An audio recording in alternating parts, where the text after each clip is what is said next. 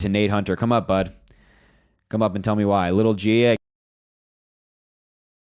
Oh, no, he is requesting. Okay. We'll bring him up.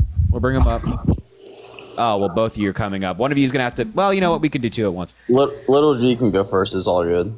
All right, well, he left already. Oh, wait, he left. All right, cool. You MAGA, Nate? Yeah. Why? Why on earth? Grew up in a rural community, and the shift and when Trump was president versus Biden, like pretty much rural community, I know we're going to be more towards like Republican MAGA for obvious reasons, like stuff like gas prices, like stuff like that. Like I'll tell you, for one, like the community I grew up in, like when I got my driving license, gas was like 168.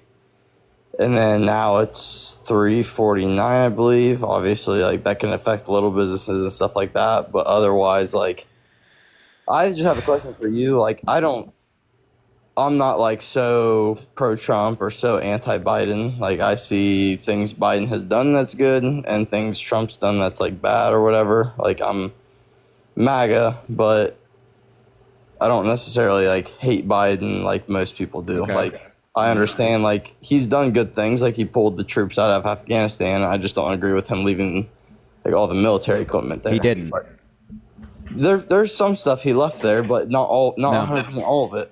Like, we didn't leave anything. We didn't leave it. So the chairman of the Joint Chiefs of Staff, Mark Milley, who was actually appointed by Donald Trump, testified in front of Congress under oath that we didn't leave anything. Anything that was quote unquote left behind wasn't ours. It was owned by the Afghanistan military, and that was equipment we had gifted to them, but it wasn't ours to take. Like it wasn't ours to bring back with us. Okay. We were leaving it with them, hoping that they'd be able to fight back against the Taliban, and then they weren't able to do that. So we didn't actually leave anything. Anything that we did leave was either disabled or destroyed on site. Okay. Fun fact. And also, the gas prices are not Joe Biden's fault. So the gas prices might have been low under... I understand that. Okay. I'm just saying, like, coming from a rural community, you can see how, like, the blame gets put on Trump or Biden for the gas prices, stuff like that. It's just how I was raised. Like, you grew up... I forget what cities you grew up in. I'm on the East Coast. So I didn't like grow up in New York, but I live currently. Okay, but like you see, like it's kind of based on where you grow up, like where things are. Like this isn't necessarily like I get the point for me to come on this live is to debate you, but I kind of want to like learn stuff because obviously where I'm from is like bias. Where you're from is, I wouldn't say like bias, but like we both don't get like the truth of both sides. Like you don't get like the truth of the complete rural community I live in, where I don't get the complete truth of where like you live. I mean, yeah, it's not. I also don't think you have to be like a certain political affiliation because of where you're from. Like you can be a rural community individual and vote for Biden because he's objectively the right choice right now. You know what I mean? Like you don't have, just because you're rural, grew up with a bunch of Republicans doesn't mean that you can't branch out, you know? Yeah, I get that, but like most of Trump's like stuff coincides with me. I don't disagree with everything that Biden does, but at the same time, like I will be voting for Trump because I agree with more with what he does than Biden does. So what do you agree with regarding Trump? Like I've been on here when you've talked about like the border and stuff. Yeah. Like how the National Guard can only do so much and like the barbed wire and everything like that. But in terms of like that sort of stuff, I've seen we've let more people in under Biden, but that might be a side effect of like COVID. Us refocusing on resources and stuff like that.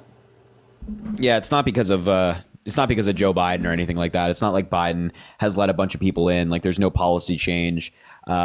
It's because more people are coming to the border because of COVID. It doesn't really have to do with policy that Biden has put into place. But the thing I've seen recently, and this isn't just me being like complete Republican saying this stuff or whatever, but I've seen a report that like Biden, Clinton, Pelosi, and whatever are looking for a replacement for Biden if he doesn't do good in the debate against Trump. No, nothing for that. No, there's no replacement. First of all, Biden's going to do good in the debate against Trump. Sites. No, it's all complete MAGA speculation. Biden's the candidate. They want to like try to make a story. There's no. Do you think it's there. a good or bad thing that Trump gets the last word? I don't think it. I think it's a bad thing for Trump, because the more people hear from Trump, the the more people that hear from Trump, the more people don't like him, right? So as Trump continues to ramble like incoherently about all this stuff, it's like I would agree with that going into the 2020 election. This one, not so much, because Trump's been no, it's 100% this election. Like that's the problem with Trump. It's like the more he speaks, the more people don't like him. And it's for a variety of things. It's just because he's incredibly crazy, and he just rambles incoherently. He doesn't really talk about policy. It's just a bunch of conspiracy and whatnot. It's not good. So I think the thinking there with the Biden campaign is saying like, hey, the person who has the last word is likely to be the person that's remembered, and they want Trump to be remembered for the lunacy and the insanity. Like, so your like point of things is that Trump's going to leave the debate. So like, why the hell did he just say that? What was that? Like, so your point is like Trump's going to leave the debate. Like, the media is going to say like, why would he say that at the end of the debate? Yeah, I mean, we're not just like, why would he say that? Just like, wow, like, your takeaway being Trump just being like, oh, that's not great, Okay. Yeah, I get you, and I don't think this election people view him as much as the 2020 election. Like, I was supportive of him, but I even agree some of the things he said was like out there. Like, you shouldn't have said that. Like, that hurt you. I feel like going into this election, he's been a lot more like, I don't want to say soft, but like not as like Sleepy Joe and Crooked Hillary and all that stuff. No, I totally disagree. I think that Donald Trump has been like equally as absurd and crazy. He's like during this election cycle called his political opponents vermin. He continues to claim that the election is stolen. He continues to call Joe Biden sleepy and crooked and corrupt and all this stuff. He hasn't like softened up at all. Maybe people are just hearing less from him because the election really hasn't like kicked into gear yet, which you'll see like more later in the summer. Yeah, when true. The like conventions are happening. The next 4 months are going to really kick up before November hits. Yeah, so I agree it's with going to be all bad. types of media, good, bad, good for Trump, bad for Biden, good for Biden, bad for Trump, are going to kick up. Right. Especially, so like, I think. What do you think see. about? What's your opinion on RFK?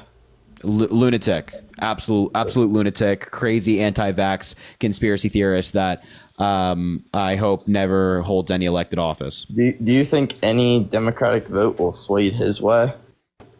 Like, any whatsoever? Because obviously there's going to be Republicans that vote for Biden. But like, do you think there's going to be any Democrats that sway towards more RFK than they do Biden? No, I mean, at least not even close. Like a majority, it might be like 1%. I don't know. But like, I think most people are going to, when it comes down to it, they're going to see that the options are Biden and Trump, and like RFK is already like bleeding money. He doesn't have enough cash to keep his campaign running. So when people see that the options are Biden versus Trump, I feel like a lot of the Democrats are going to be like, yeah, RFK is not going to win. I'm going to vote for Biden. And I guess I haven't looked into it enough. Has Biden said he's rerunning with Kamala? Yeah, she's going to be the VP. Okay, I didn't look into that yet. I wasn't sure. I assumed, because like when Trump went for re-election, he went with Pence, but he didn't really announce it. So I just assumed. No, yeah, it's gonna be Kamala and Biden again, and Trump has yet to announce his VP. We'll see what that is. I saw a report today before the election, the debate next Saturday. He's supposed to announce it like the day of or whatever. Maybe. I know that a lot of people said like Vivek, and I'm like, I think he's too young and his policies are a little too out there. Well, I mean, if you think Vivek's policies are out there, then you also think that Trump's policies are out there. Well, just saying, they're very much in line. I think Vivek's are more out there. That's just my opinion, but I think Trump is more, I wouldn't say like down to earth, but more realistic, and Vivek is thinking he can turn around the country in 4 years. Turning around the country takes more than 4 years.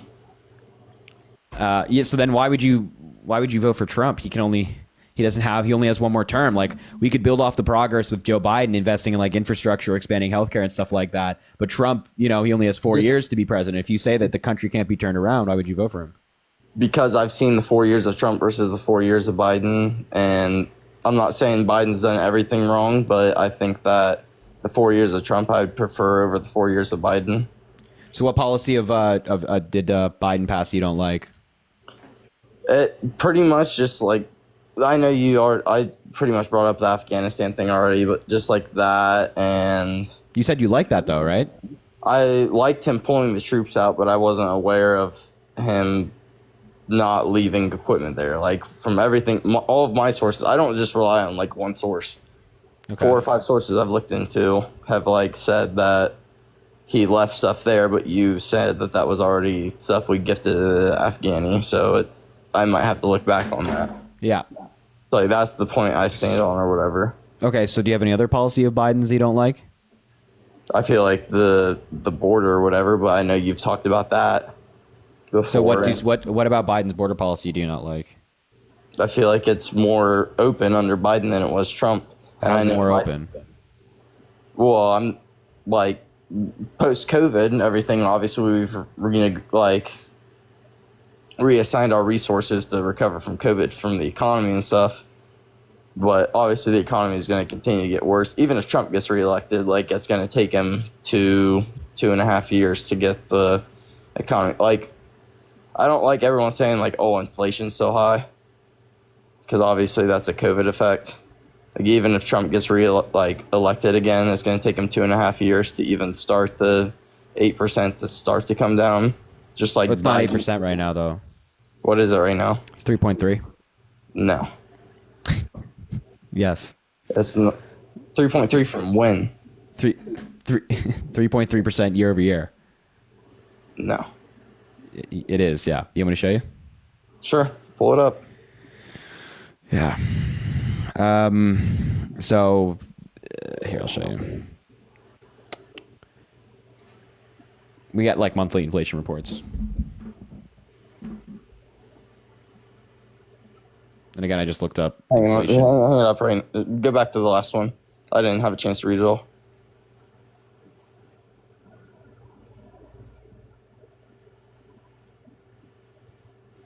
So is that increased 3.3% since 2020, or what's that like? No, it's year over year. So inflation is 3.3%. Well, goods are 3.3% more expensive than last year at the same time. But that's 3.3 more expensive than they were in 2023, right? Yeah. Which happens we have inflation every single year. But I'm saying it's 8% since before COVID, right? Like the reports I've seen is since Trump, like Biden took office, it's 8% increased inflation, and I know that's because of COVID, obviously.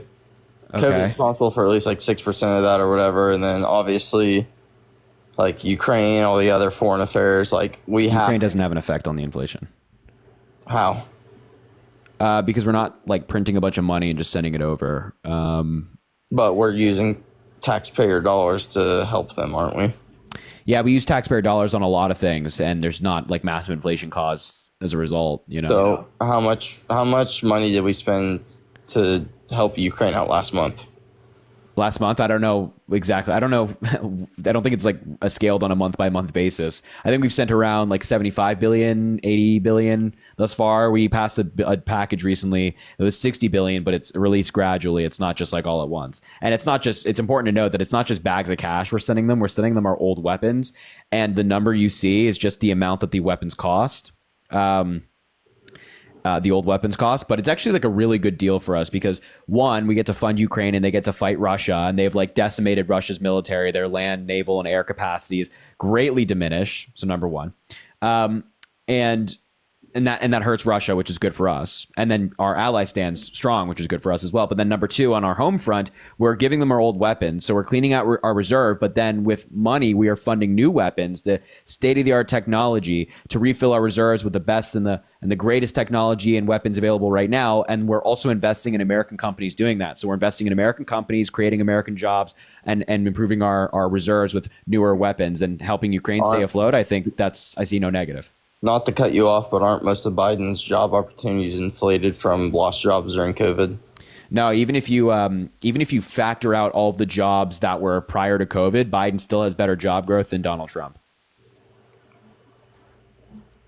Okay. You can look at the Bureau of Labor Statistics on that if you're interested. Yeah, I mean, I'll definitely look into it or whatever, but like, I've just seen it, but I've been reading the comments. A bunch of people are saying like Russia's military has grown 15% since I'm not worried about. I think everyone blowing like a third world war are out of proportion. I think we're many years from a third world war because all world leaders are very conscious of nuclear weapons now. Yeah. But I also see like China messing with Taiwan a little bit, Russia moving to Ukraine. Do you have any sort of like caution around those two, or you think we're completely handling it the way we should be, or do you think we need to step up a little bit more? No, I definitely think that like there's caution to be had surrounding that stuff for sure, like no doubt. And that's why like this election is so important because, you know, Joe Biden is a guy with decades of experience, specifically in foreign policy roles. He's dealt with these leaders for a long time now. And then Donald Trump is a reality TV star who, you know, his own national security advisor, former national security advisor, John Bolton, said that these leaders like laughed at him when they'd be in the room with him. And this is something that worked for Donald Trump and Trump praised. So my point is that, you know, I don't know if we have all of these issues happening around the world and they're incredibly problematic. I don't know why we'd elect somebody who has no idea what they're doing over the guy who knows what he's doing. But had like, you can say Biden knows what he's doing, but what realistically has he done over 47 years? 47 years, and he's made very minimal impact compared to some people. That's not true. One of the best policies he passed was the Violence Against Women Act, which dramatically reduced domestic violence against women and has been renewed by Democrats and Republicans for years now, decades since it was passed. And now as president, he's done a lot. As vice president, he did a lot. So he had a major impact, and he worked on a lot of bills as senator as well that were good, and opposed like racist nominees from getting into government. It's just, Didn't like, he make a that's super good stuff. racist comment in the 80s or 90s? I forget the exact quote or whatever, but Yeah, I mean, you'd have to give me a quote. There are things that Biden has said in the past that I'm not like a fan of, but none of them were racist. It'll kick me off. I forget what the exact quote is. I don't want to give you a false quote. Okay. Because then that's just like, right, a false like argument. If it's not an actual quote. Yeah. But hey, if you don't have anything else, we can leave it there. I would just highly encourage you to vote for Joe Biden. There's not a single reason to vote for Trump. There's lots of reasons to vote for Trump, dude. There's not a single reason to vote for Trump. Not a single one. Do you know if there's any policies that Biden and Trump both agree on? I mean, like maybe like minor things. I don't know. I can't think of anything like major. I can't think of anything. I mean, they've both. I think it was during Obama's presidency that Biden said it, but Trump and Biden have both said that foreign graduates of American colleges should be given green cards. What do you think about that? That's great. Yeah. I mean, the problem is that Trump is just saying that. Biden actually means it. Biden is way better on Trump said it immigration. since 2015, though. And he Really? can't- So why didn't he do it as president? Because it takes longer than 4 years to get things into motion. Well, except Biden has gotten a lot done. He's invested in infrastructure, gun control, lowering healthcare infrastructure? costs, climate change. What infrastructure? The bipartisan infrastructure deal that Biden passed. Yeah, what did that do? Invested in new roads and bridges, removing Where? every single lead pipe around the country. That's national. Where though? Around the country. There's actually a website or a page on the whitehouse.gov that can shows you all the active projects happening around the country. I can maybe pull it up for you. Then- White House. So if Biden's so great, and I'm not saying he hasn't done decent things, and that might be people on his team that are like helping him out, why at the G7 like National Leaders Conference was he drifting off from the crowd? What? You didn't see the video of him at the G7 Leaders Conference, like National Leaders Conference, where one of the European leaders had to pull him back because he's that's already been fact checked. He wasn't wandering off. He was gesturing toward Have you another seen the parachuter video? who was off the screen. Have you seen the video? No, I've never. Yes, of course I've seen the video. So if he's looking at the ground, how is he looking at a parachuter in the sky? He wasn't looking at the ground. Let me show you the alternate angle of this video. Okay. And I mean, I don't like mean to come in here and argue. I want to learn more than anything, not necessarily like debate you and hate each other, because I feel like that's the point the country's at, is hate each other rather than learn. Well, you probably if you care about like having calm conversations with people, you shouldn't be voting for Trump, who is like a terrible person, convicted felon, proven sexual abuser. Probably shouldn't do that. You just said 4 or 5 things that meant to hate Trump rather than understand. Yeah, him. like Yeah, exactly. Like if you're a convicted felon, you're like really divisive. If you're like he's trying gonna- to and overturn he's an probably election you gonna didn't win, appeal you're it obviously and get- very divisive. So here's he's probably the gonna clips you were overturn. talking about, right? And like Yeah, in this no, clip, it's a different one. did, It's a different angle. what you said? No, yeah, That's his exactly. back. That's his No, back. this is that's the video you talked about, right? There's a front angle where he's literally staring at the ground. There's no But front yeah, angle. why is he separated from the crowd? And even those angles. Why is he separated? So this is from the the crowd? this is the clip you're talking about, right? Where Sure, people are like, yeah. oh yeah, he's wandering We'll go off, with it. right? Yeah, we'll go with that. Yeah. So watch the alternate angle. So first of all, the claim for me is that he was gesturing to people off the screen, such as that parachuter right in front of him, right? Your claim is that he wandered off and had to get pulled back. So let's watch the alternate angle and see what was actually going on.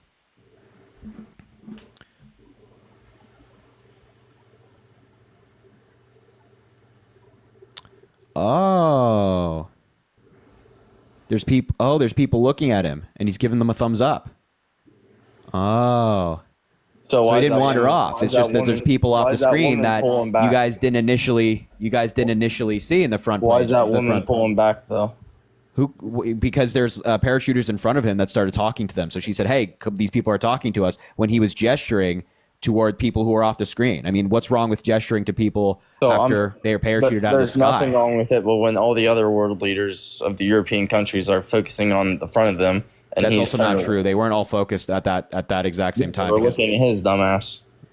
What? They were looking at him. Really? Because there's also a portion of the clip where all of the world leaders were also looking in the same direction. You have Rishi Sunak, you have Emmanuel Macron, and then Trudeau at one point also looked in the same direction. Schultz is back there. He looked in the same direction as President Biden at one point in the video. So they were all looking at that side as Pull that well. picture up again. Pull that picture What? up again. Pull that picture you just had up again. Well, So Biden is clearly looking like to his straight or to his right a little bit, and they're yeah. And all where's looking- Trudeau looking? Do you see Trudeau right there, the tall guy? looking straight in front of him. He's looking in the direction that Biden's looking. No, he's looking straight Oh in my front of God! You're just being ridiculous. him. No, dude, look, Trudeau's look. Okay, what about Macron? hold on, What about hold on. Macron? What about Macron right there, the guy in the dark suit? Emmanuel Macron, president of France. Where's he looking? I'll agree with you there.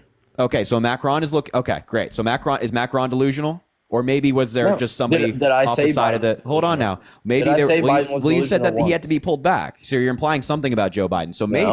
maybe Biden is not needing to be pulled back. Maybe there's just something off the screen that we didn't know about and could see from this angle. Oh, that's right. We could Then see why- that from why an would alternate he angle. deny Hold the on now. drug test We could that see from Trump an asked alternate angle that there were in fact people off the screen who Biden was gesturing toward, and you could see in this clip as well that he was in the original feed that he was also gesturing toward them. Those are the same people he was giving a thumbs up to. So he wasn't wandering off. He didn't need to be pulled back. He was giving people a thumbs up who had just parachuted out of the sky. So why did the woman pull him back then if he was gesturing towards We everyone? already talked about this. The parachuters in the original clip started talking to them, and they were like, "Hey, come look! They're now talking to us." So where's that angle? That's the original angle that was. No, this where's one, the up there. angle? Where's the angle of the woman pulling him back and saying, "Hey, It's- there's more paratroopers talking to us"? Dude, don't put It's your in hand literally, up. it's in I'm literally asking a every legit angle. question. This is incredibly frustrating because it's literally in every angle. Like No, like you're for dodging example, the look. question. I'm not. No. Look. See, right? That's where she starts to pull him back. First of all, Yeah. I don't know why you keep focusing on the pulling them back. Right? These people they're getting ready. She's like, "Hey, come back here," and then they start talking to him, and all the leaders are focused ahead. because he doesn't know where he's at. They're all looking ahead because they are like, "Oh yeah, there's something going on in front of us." Because they're taking a picture. No, they weren't taking a picture because you can also see from this alternate angle that the guy was talking to them. There was no picture being taken. What's he holding in his hands? He's the not guy holding talking. anything. Wait, do you think the dude that just dove out of the sky is taking a picture of them? Have you not seen Wait, the hold on picture now. of them? Do you think the dude who just dove out of the sky has a camera on him and he's now taking a picture of them? Or No, maybe he- he's speaking to them? Okay. Do you think he is parachuting with a Sony camera by any chance? No. Real and by the way, that picture has suddenly never been released, although he's apparently no. I've seen that picture before. You have not seen that picture. That picture does not exist, or at least the Then why- people. then how did These you people pull, taking a if photo. the picture doesn't exist, how did you just pull it up?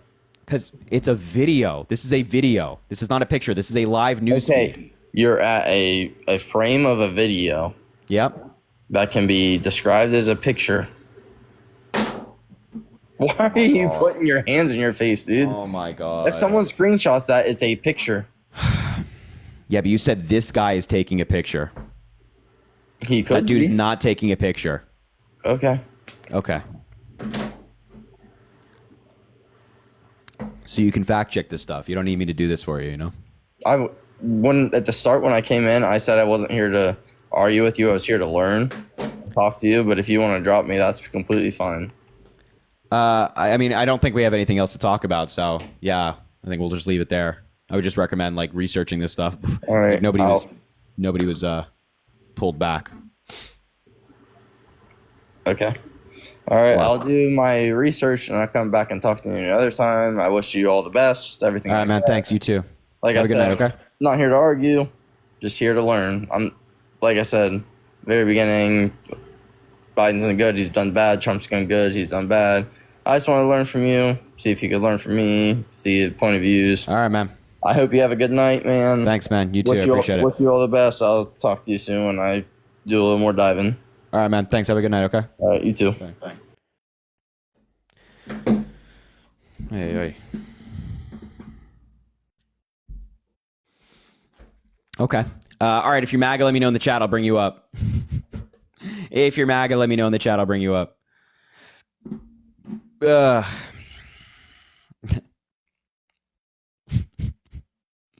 Hey. All right. Let's see here.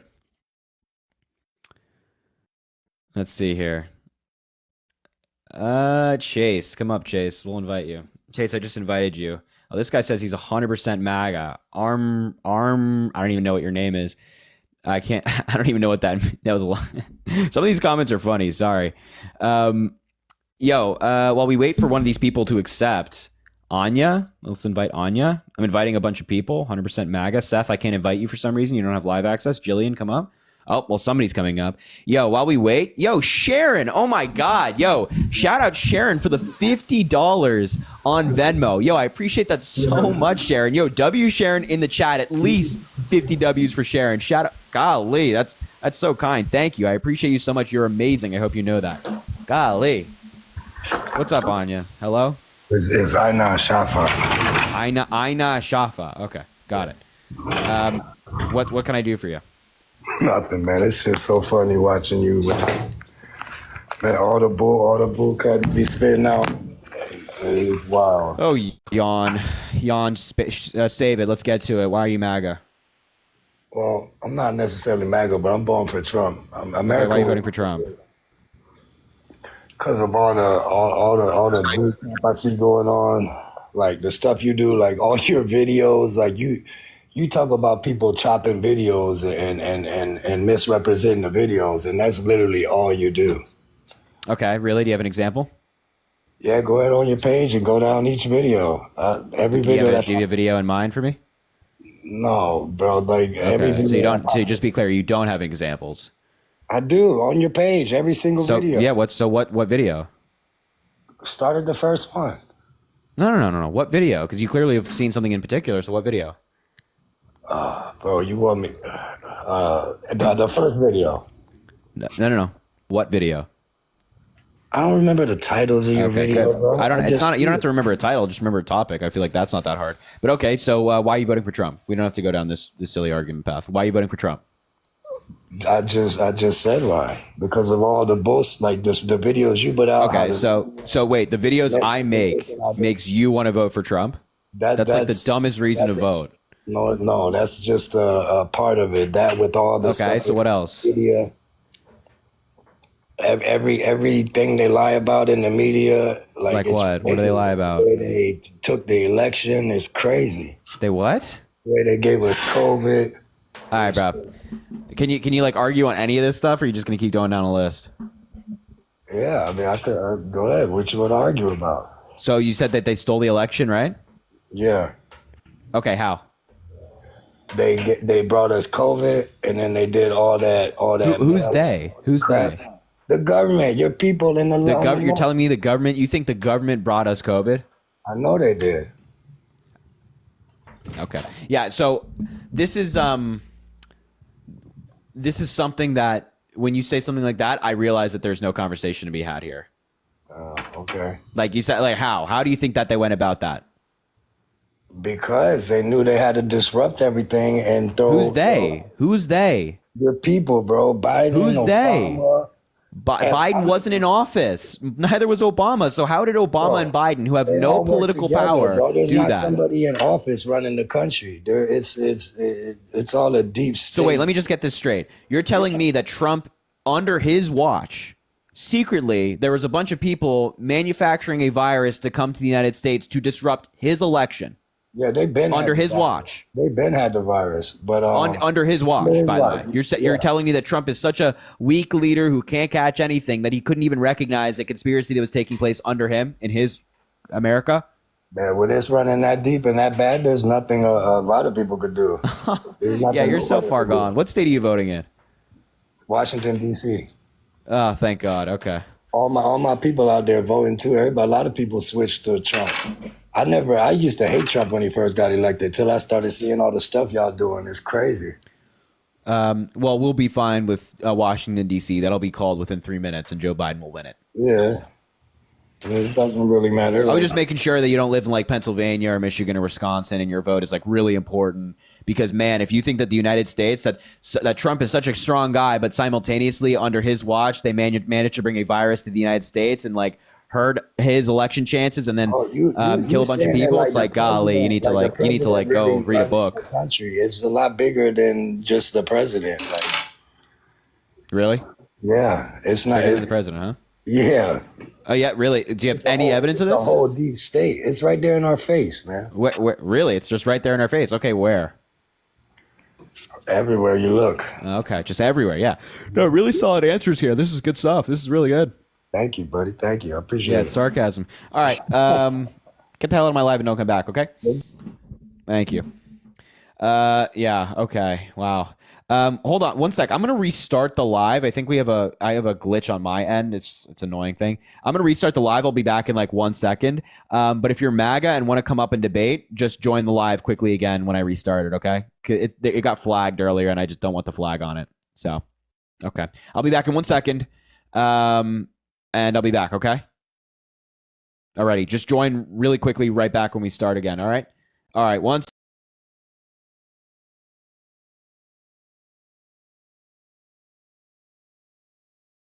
Love a challenge, so I'll put him on. I'm pretty sure I've talked to this guy already, and it probably didn't go well for him. What's up? Hello? Yeah, hey, how you doing? MAGA? Yeah, MAGA. I mean, I think I don't know what that means by I'm MAGA. If you're saying that, What do you think it means? Take your best guess. Well, I think it's kind of a stupid thing to say. Am I MAGA? I mean, I'm not a MAGA, but do I think that Donald Trump's policies are better for this Okay, why? country? Yeah. Why? Well, every time I listen and every time that someone comes on and they talk about you always say, well, what policies of Trump's do you like? And then they'll talk about the fact that there's inflation and so forth, and you're quick to say that's not Biden's fault. Yep. So things that happen under Trump are Trump's fault, but things that happen under Biden are not Biden's fault. Nope, that's not what I said. You did say that. Or what? Are we in a pond right now, or maybe we're deep diving? What's the water? Okay, so then you agree that No, you're about to say something really dumb. Incoming to IQ Take. Go ahead. You're really like a little pompous little asshole, aren't you? Stay mad. I don't know. Well, you started it. I came on and You can stay mad. You can stay mad. I'm just telling you the thing you're about to say is going to be really dumb. So go ahead. Okay. So then you do not think that the president is responsible for the health of the country. True? The president is not responsible for the economics of the country? See, what did I say, guys? Tell me. What did I say? Is the president responsible for the health and the economy? Yeah, the economy is largely out of the control of the president's. So what is the president in control of? What is the president in control of? President's control of a few things. They're in control of the military. They are the commander in chief, for example. They sign legislation. They can executive order. They can veto things like that. But to say that Joe Biden or Donald Trump or any president is in charge of the economy is just really silly. So it just so happens that under Trump, inflation was one of the lowest in history. Gas prices were low. the world was a lot calmer. Gas prices were lower under Obama at one point. Do you think that Obama was better? Do I think that Obama was better than Trump? Yeah, Obama's lowest gas. I think Obama was gas far price better was lower than Trump's. Yeah, no, yes, I think that he did I don't think that he did a bad job with the But you think he's better than Trump, right? Like, you think that Donald Trump raised gas prices then, yeah?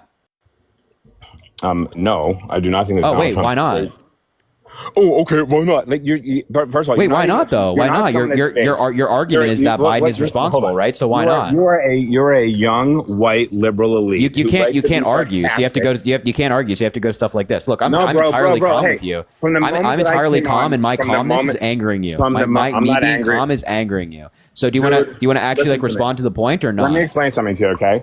If it's not responding to my question, I'm not interested. So did Donald Trump raise gas prices? You're not interested in anything that contradicts what you. I'm asking. Contradict me. Go ahead.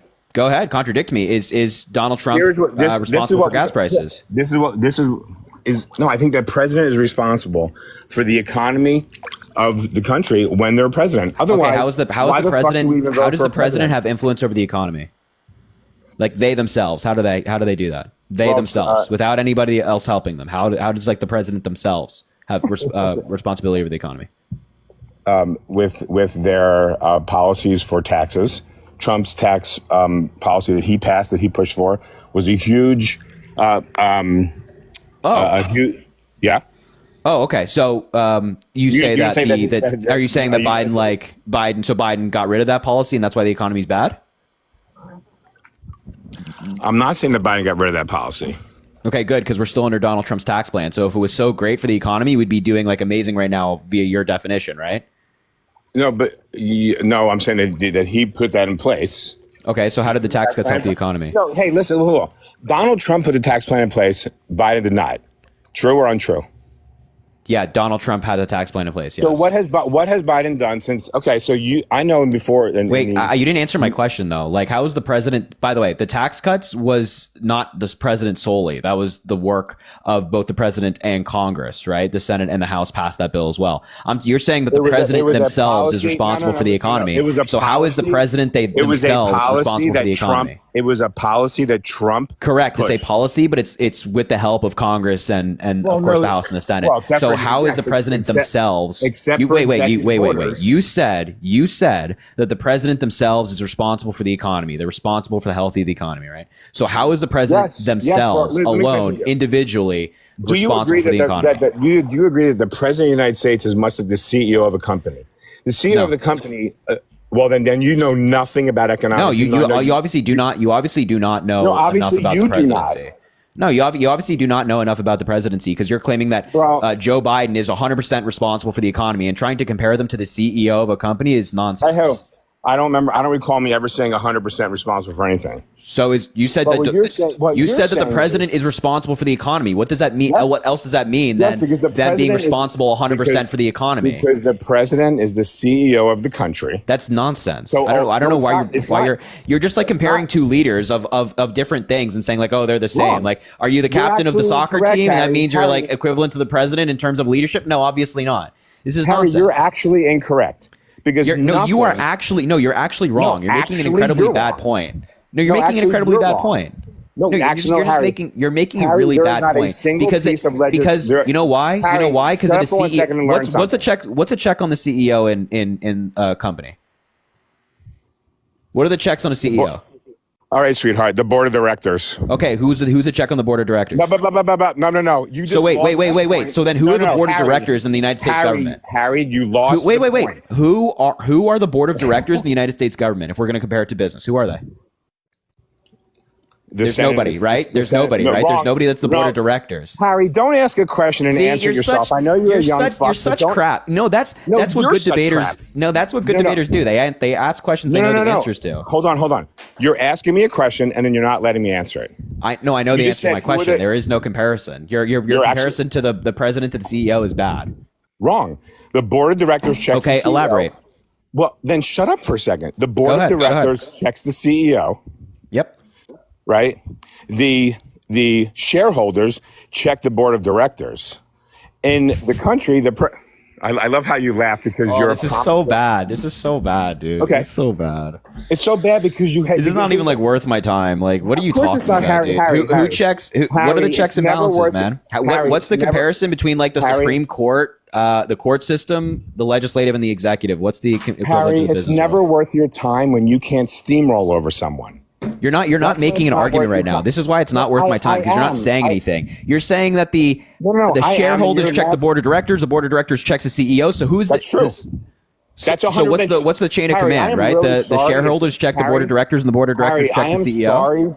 Wait. Answer the question. Answer the question. So the shareholders check. What's the chain of command? What's the chain? So it goes. The shareholders are the most powerful. Well, the shareholders are the most powerful. Okay, so then obviously If you don't understand that, I'm sorry, bro. I don't know what to tell you. Okay, so but your comparison then of the CEO to the president is bad. No, it's not. Because if the shareholders are the most important and most powerful people in a corporate structure, then why would the president be the CEO? What the fuck? Because the vote. Oh my God. No, oh my God, Harry, you are stuck in because you are a political guy that is paid through your. I'm not. You don't have to go to conspiracy, bud. You can just argue the point. Harry, can I ask you a question? Do you have a management company? Yeah, I do. Right. Yeah, I do. Does that management company get paid by the DNC? No, they do not. You're a fucking liar. Okay. Do they get paid by? They do not. I don't know what to tell you. I don't know. It doesn't matter. Listen. The truth is, you're correct in that because truthfully, I don't actually care if you get paid by the DNC. I don't. I would love to get paid by the DNC. I don't care if you do. It's a free country, so that's not even a topic. And actually, okay. So why'd you bring it up? I didn't bring it up. You brought it up. I just said I was wrong for bringing it up. But okay. Actually, so can you go ahead? Say I'm sorry for bringing it up. Go ahead. You're such a little fucking punk. Yeah, stay mad. Stay mad. I love pissing guys like you off. It's so easy. Hey, Harry, it's so easy to get under your little skin. It's like you're so fragile. You have this like little ego. It's just like so fun. These are some of my favorite debates because it's so easy to get under your skin. Listen to me. Easy. Listen to me. So fun. I'm a 51-year-old man. And I'm a 21-year-old guy who just got under your skin. You're like raging right now. You're not under my skin. No, you're rude and you're interrupting. Look at you. You're freaking out right now. It's not good. Not a good look. Go ahead though. I'll let you speak. Go ahead. I'm not freaking out. I'm a 51-year-old. You're a little angry. It's okay. I get it. I understand. I mean, am I angry that you keep interrupting me like a little bitch? Yes. See, you're getting angry. Look at that. Because you're rude and disrespectful. Yeah, I'm obviously to someone like you, I don't care to be respectful to you. No, I know you don't. The difference is I actually have conversations, debates with liberal people, with Democrats that have morals and ethics, unlike yourself. I do the same with Republicans, except you don't have morals and ethics. Harry, you don't have any fundamental beliefs. That's why you're up here like talking about utter nonsense, right? You haven't made a coherent point. Here's my fundamental beliefs. You want to know my fundamental beliefs? My fundamental beliefs is that the Second Amendment is protected, that the border is shut down, that taxes are low, You're gonna laugh at that? Yeah, I think this is like really funny. You do realize that. How does the president shut down the border? You do realize that the mother of 5 that was murdered. How does the president shut down the border? Because of your fucking vote. Do you realize? No, undocumented migrants are less likely to commit crime than native-born Americans. So I don't know. I don't hear you talking about like native-born Americans who are killed by Americans. Okay, I don't let hear you you talking about that. Good. The mother of 5 that was murdered, that they just found the illegal immigrant, was murdered because your president that you voted for, your vote got her killed. And that is not okay. How? Explain to me how. Because under Trump, there was no catch and release. That's not true. Liar. You're telling me that we weren't releasing anybody into the country? We were not. Yeah, see, you're just full of crap. We have Department of Homeland Security data that says the exact opposite. Matter of fact, Biden is removing a higher percentage of people than Donald Trump. That's because he's letting in a higher percentage of people. Don't mislead your listen, numbnuts. Listen, numbnuts. A percentage. Harry, I got a question for you. If Biden is removing a higher percentage of people, that means he's not letting in a higher percentage of people. He is do you not get that? You are twisting the data. Oh my God, it's so simple. The fact is, you don't care. Listen, you don't care that a 12-year-old was murdered. Listen to me. You don't care that your idea that we weren't letting anybody into the country under Trump is just, I don't know where you got this from. You need to do more research. You need to do more research. You can go to the Department of Homeland Security's website and look at month by month the amount of people who came in, and you'll see that people still came into the country. There wasn't 0 people coming into the country under Trump. I never said there was 0. That 0 people came in. I never said that. You said catch and release wasn't a thing, that people weren't getting caught and then released into the country. I said that we did not have catch and release. We had remain in Mexico. And don't even remain in Mexico is only, wait, was the border open before remain in Mexico? And do you think it's open now because Biden got rid of it? You think that more people came over under Biden than wait. Trump? Is the border open now because Biden got rid of remain in Mexico? Yeah, the border's open. Because he got rid of remain in Mexico? Instead of, look, I'm not going to attack you, or maybe you'll be mature enough not to attack me. Let me ask you a question. No. Answer my question. Is it because of remain in Mexico being abolished? What was that? Is it because remain in Mexico is abolished that the border's open? That is one of them. Yes. Okay, so was the border open before remain in Mexico came into place? Under Trump, was it open before Trump put in remain in Mexico? No, it wasn't open. They had catch and release. They did not allow the amount of people that are coming out. Can I ask you a question? Just one question. The only reason that more people are being allowed to come in now is because they're claiming asylum, which I don't know if you know this or not. It's bullshit. Not something I expect you to know.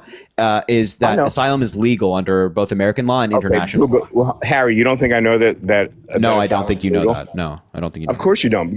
You're jumping on me the way you are because you're afraid that I actually might know something. I'm not. So let me ask you a question. I'm not. I'm not scared of any of this. Let me ask you a question. I think this is very simple. Let me ask you a question. Yo, Carrie, thank you for the boxing glove. I appreciate you so much. Shout out, Carrie. Let me ask you a question. I'm enjoying myself right now. Go ahead. Yeah. Do you believe that more people are coming into this country illegally than under Trump?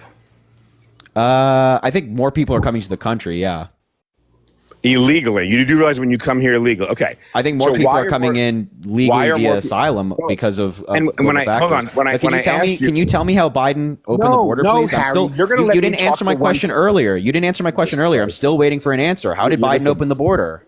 You didn't. You can't just bombard me with questions, and when I ask you one, you don't answer it. So please, God, answer my question. I asked you like 5 minutes ago. How did Biden open the border? He took away remain in Mexico. Okay.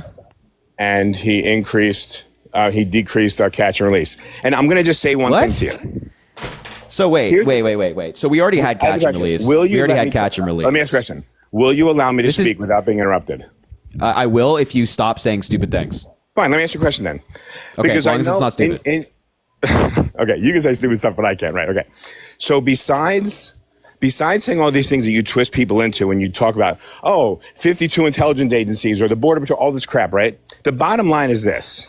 Before, when Trump was in office, okay, when Biden became in office, you did not have cities like New York City and Chicago overrun with illegal immigrants. True or false? Wait, exactly. You still had a bunch of immigrants going to these cities. You fucking won't answer. I just said that you still had a bunch of immigrants going to these cities. It's not even close, and you know that. All right, wait. Do you think that something like this is like this happened under Biden? Like what? The U.S. expands catch and release, amid a surge in migrants. Are you saying this is bad?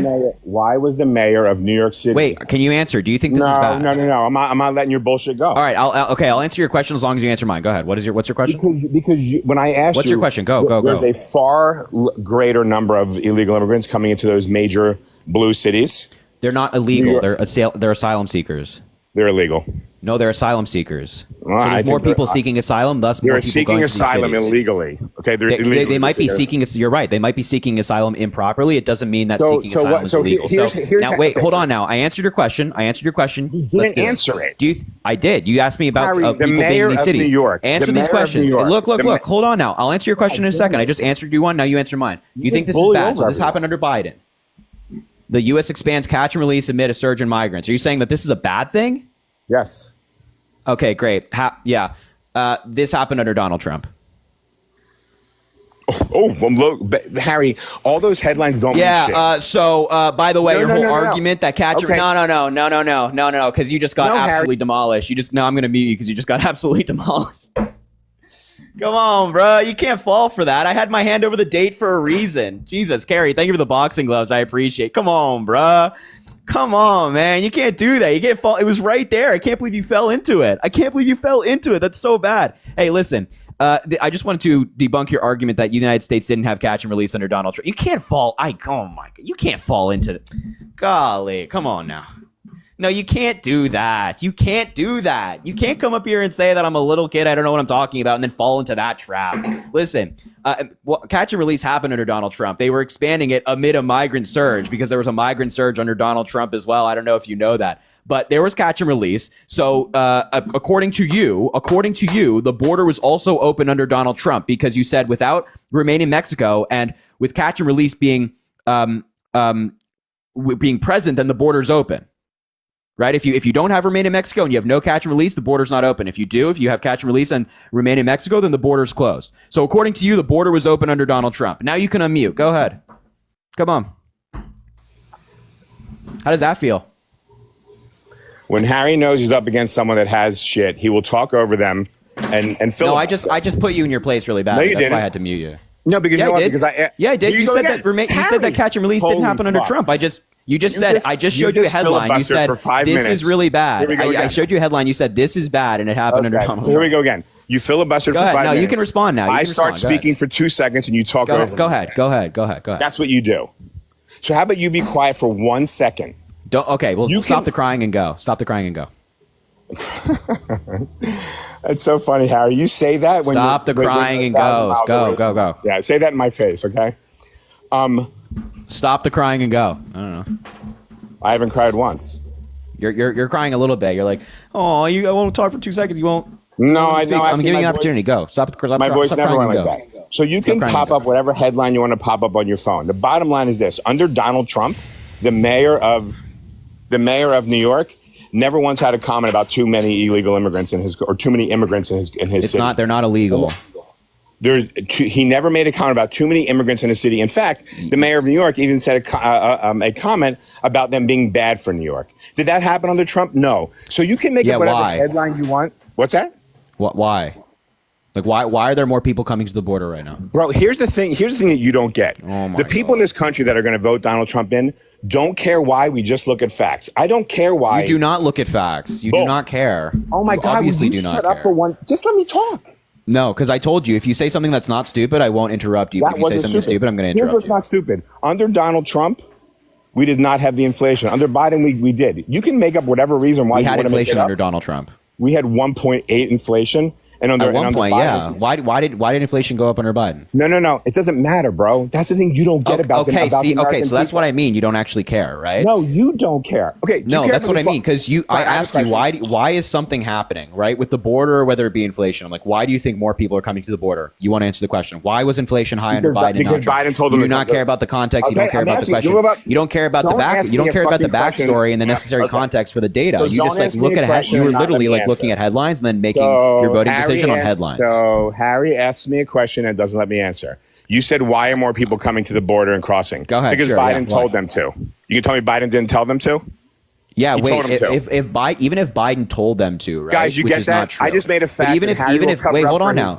I'm going to respond. You were doing the exact same thing you're accusing me of.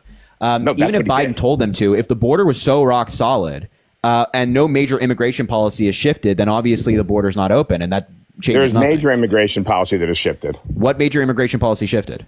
Remain in Mexico for one. Title 42 for two. Remain in Mexico only affected 70,000 people. That's a lot. No, it's true. Title 42 also existed under Biden's presidency. So Title 42 was not created by Donald Trump. I don't know if you know that. It's funny that you said 70,000 people, because the other night your little butt buddy Chris said 600,000. But that's beside. I don't know. You're probably misremembering. You have the IQ of a goldfish, so.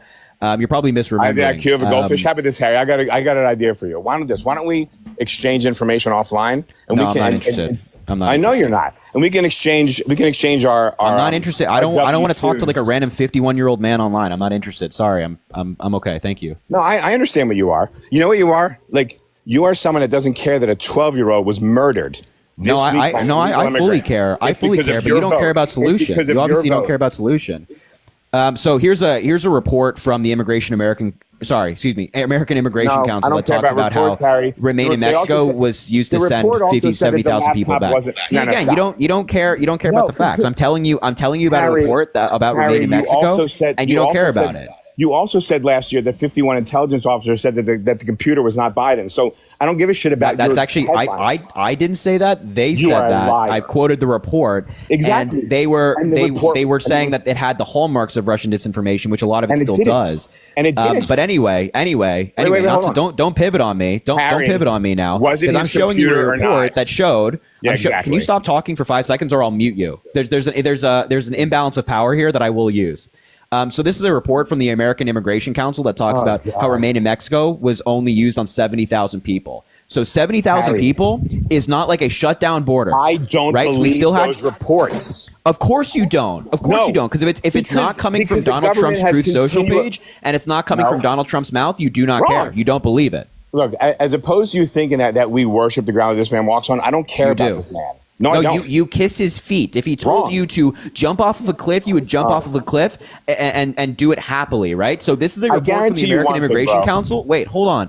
This is a No. report from the American You're Immigration. telling me how I believe Okay, so it. I I'm don't going believe to that mute way. you then. I told you that Of there's an course you improper balance of power. There's an imbalance of power here that I will use against you, and I'm not afraid to do it.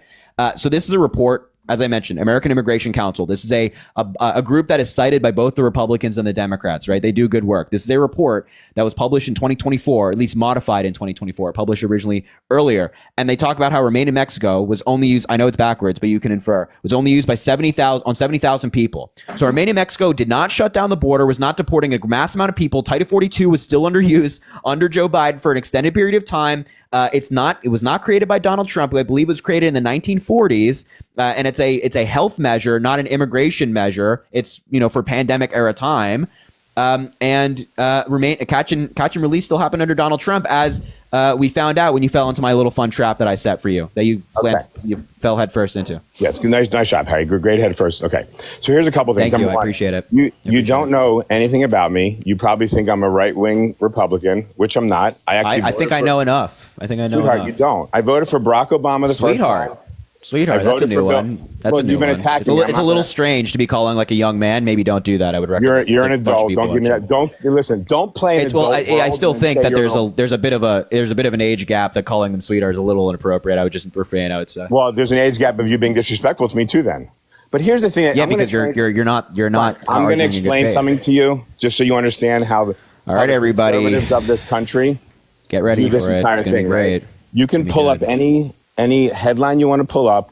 You can pull up any. You can say Republicans and Democrats. Let me explain to you about people like myself and half this country. We don't like the Republicans any more than the Democrats. The fact of a bipartisan bill that I think is horseshit doesn't mean anything to me. So here's what I want to explain something to you so you understand when you always ask people, why are you voting for Trump? Most of us don't give a shit about Trump the way you lick Biden's ass. We don't care about him or probably like him. I don't like Trump. I don't respect him as a person. Do you think the trials against him were fair? No. I'm gonna say my statement, then you can say whatever you want. Please give me one moment. No, I I'm not won't. Do attacking you think the trials were fair against him? or Okay, no? just for everyone to see. Once again, Harry's interrupting me. Wait, I'm just proving that you do actually worship No, him. you Do you don't. think the trials were fair? Why don't you let me finish? I was Do you in the think the middle trials of are fair? If you answer the question, I won't speak any further. I believe in our justice system, so whatever it is, it is. So you believe all the trials you're against not Donald gonna Trump were paint me in fair? a Yeah. corner. Either you're going to let me talk, since So just answer the question as the way I'm asking it to you. Do you think that all of the trials against Donald Trump were fair? The sexual abuse, the business fraud, the criminal trials, and the indictments? I'm not a lawyer. I don't know enough about the law to know if it is or not. Whatever it comes out to, whatever the decisions are, I respect it. That's all I can tell you. Yeah. Okay. You don't know either. Okay, go You're ahead. not a lawyer either. But maybe I'm not a lawyer, but maybe I think I have a more. Maybe you could let me finish what I was going to say. Go ahead. So there are factual pieces of information that make us decide, and people in general decide why they vote. So you can explain why inflation was low under Trump and high under Biden. You can explain why immigration was low under Trump and high under Biden. You can explain why there are 2 new wars under Biden. You can explain all those things. Oh, it's so dumb. You can laugh all you want. You can explain all those things, but the bottom line is the factual pieces of information are that under Trump, inflation was low. The buying power of the American public was higher. Why it was? You can argue that all you want. You can. See? No, hold on. It's so insane. It's insane. What is insane? It's so batshit crazy for you to look at data. You said your piece. What more do you want to say? I didn't finish saying my piece, bro. What more do you want to say? You just said you don't care about the background of facts. What more do you want to say? No. What I'm saying is this. The effect is actually what happens. The fact that New York is being overrun, right, by immigrants is a factual piece of information. The fact that most middle Americans, unlike rich snobs like you, can't afford groceries. I'm a rich snob, you think? Can't afford. Well, you are a white liberal elite. I've never seen a black person. Wait, I'm an elite? Yes. I'm an elite? You think elite means money. It's not, bro. You had a I'm an elite. Okay, I didn't know I was part of this elite class. I didn't know that was like considered elite. Elite does not necessarily just mean money. All the Congress and senators on both sides in Congress and Senate, whether they're rich or not, are elite. Maybe you don't realize that, but that's just the case.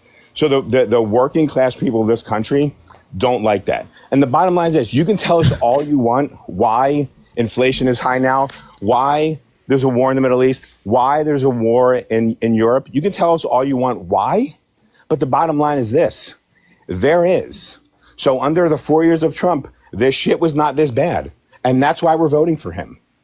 It's that simple. And that's real. And that's why I keep calling you dumb, because that's really incredibly dumb. So listen, hold on. Think about yeah. So wait. Let me ask you this: now you're done. If Donald Trump set up everything to allow this stuff to happen, let's just say Donald Trump, like the day before Biden got into office, he gave Russia a bunch of arms to invade Ukraine. He gave Hamas a bunch of weapons to invade Israel. He printed a bunch of cash just magically to inflate the economy and like took all the products off of shelves and like ruined the supply chains and did all this stuff the day before, and everything's normal. But then Biden comes into office, inherits the problem, and then things go up under him. You don't care about what actually caused these things. You're just like, well, Donald Trump might have done all this stuff to cause it, but since it's happening under Joe Biden, I'm not going to vote for him. That's the dumbest logic to vote ever. Wait. You are so incapable of considering additional context that's necessary to these conversations. As to like, why is mass? I'm going to mute you again because I stayed quiet and let you speak, and now you're just yep. It's all you do. You're like a chihuahua biting at somebody's leg. Like all this additional context to explain as to why things are happening now. You do not care about. You think that America is at the center of everything. So it's the American president who causes an additional war, the American president who caused inflation, the American president who caused this or that. It's such nonsense. You do not care about additional context, which means you don't actually care about the full issue, right? You only care about like these headlines that you see on Fox News and that you see on Donald Trump's Truth Social page. It's quite pathetic. It's quite pathetic. You can't argue. You are actually. I want to like take away your debate pass because you can't argue if you do not care about additional context as to why things are happening. Harry, maybe it was because you were ranting, but did you realize one of the things you said? Go ahead. Okay. You said to me, I don't care about the things that happened that led up to this. You actually made a comment about arms being given to Hamas from Trump. Yeah, it was a hypothetical.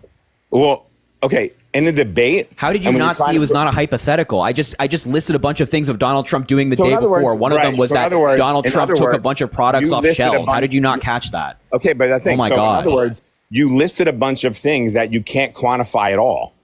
At all. Oh my God. No, holy crap. What? Okay, wait. Let me say it slower for you. No, you said it. What I mentioned of those four things are hypotheticals. I'm saying, let's say hypothetically, Donald Trump did all these things on his last day in office to cause a bunch of chaos in the Biden presidency. You would just look at the chaos under the Biden presidency and thinks it's his fault and not look at the original. Yes, you would, and not look at the original context. That's my point. So you took clearly hypothetical statements and then tried to say that I meant them in a realistic way, which is nonsense. But you are literally, by the way, you are literally arguing that. You're saying, I don't care why inflation's high. I don't care why migrants are coming to the country. I don't care what caused the war in Europe. I don't care what caused the war in the Middle East. I just know it's happening, and I know it's happening under one president and not another, so I'm not going to vote for that guy. Harry, it's the dumbest logic to vote. No, it's not. The logic is... It is. It's incredibly dumb. Okay, fine. You said it was dumb. Now let me... Right. So it's incredibly dumb for you to say what you just said to me, but it's not incredibly dumb for you to come up with theories and theoretical and examples that don't you just said this. You said these are hypotheticals. You use hypotheticals in an argument to test logic. What did Donald Trump do what did Donald Trump do to cause the war in Hamas? You do realize that. Wait, oh my God. This is I don't know how this debate could have gotten worse.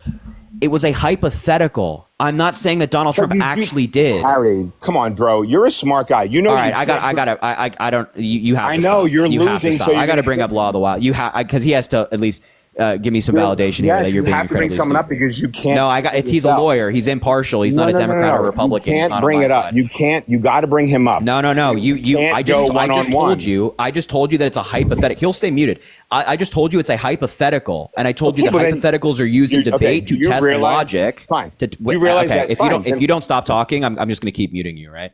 Because this is nonsense. I told you that hypotheticals are used in arguments to test logic, right? And then I mentioned that my hypothetical of Donald Trump doing all this stuff the last day of his presidency to cause chaos in the Biden presidency was a hypothetical. And then you use one of those hypotheticals as if it's a real statement. Then you're like, well, why do you use hypotheticals? You have no idea how to have an argument with somebody.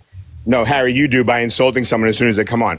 Fine. Well, I'm going to be honest with you. You're not the brightest. You're not the sharpest. You're certainly not the smartest person I've talked to on TikTok. You use hypotheticals. Right, hold on. Yeah. Just like you said, you just used hypotheticals that were false. You just did. That's what you did. Do you know what a hypothetical is? Yeah. Okay. But I'm saying, so then wait. Define hypothetical for me. I'm not defining hypothetical for you. No, define it. Because I don't think you know what a hypothetical is. You're not talking to me like I'm 2 years old. No, it's not going to happen. I just define what do you think a hypothetical is?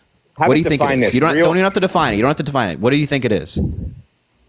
You're not going to talk like I'm 2 years old. Well, you are 2 years old, so I feel like I do have to talk to you like this. It's not going to happen. What do you think a hypothetical is? Harry, just so you know, too, and I wish you could take a poll. You're the one getting angry. What do you think a hypothetical is?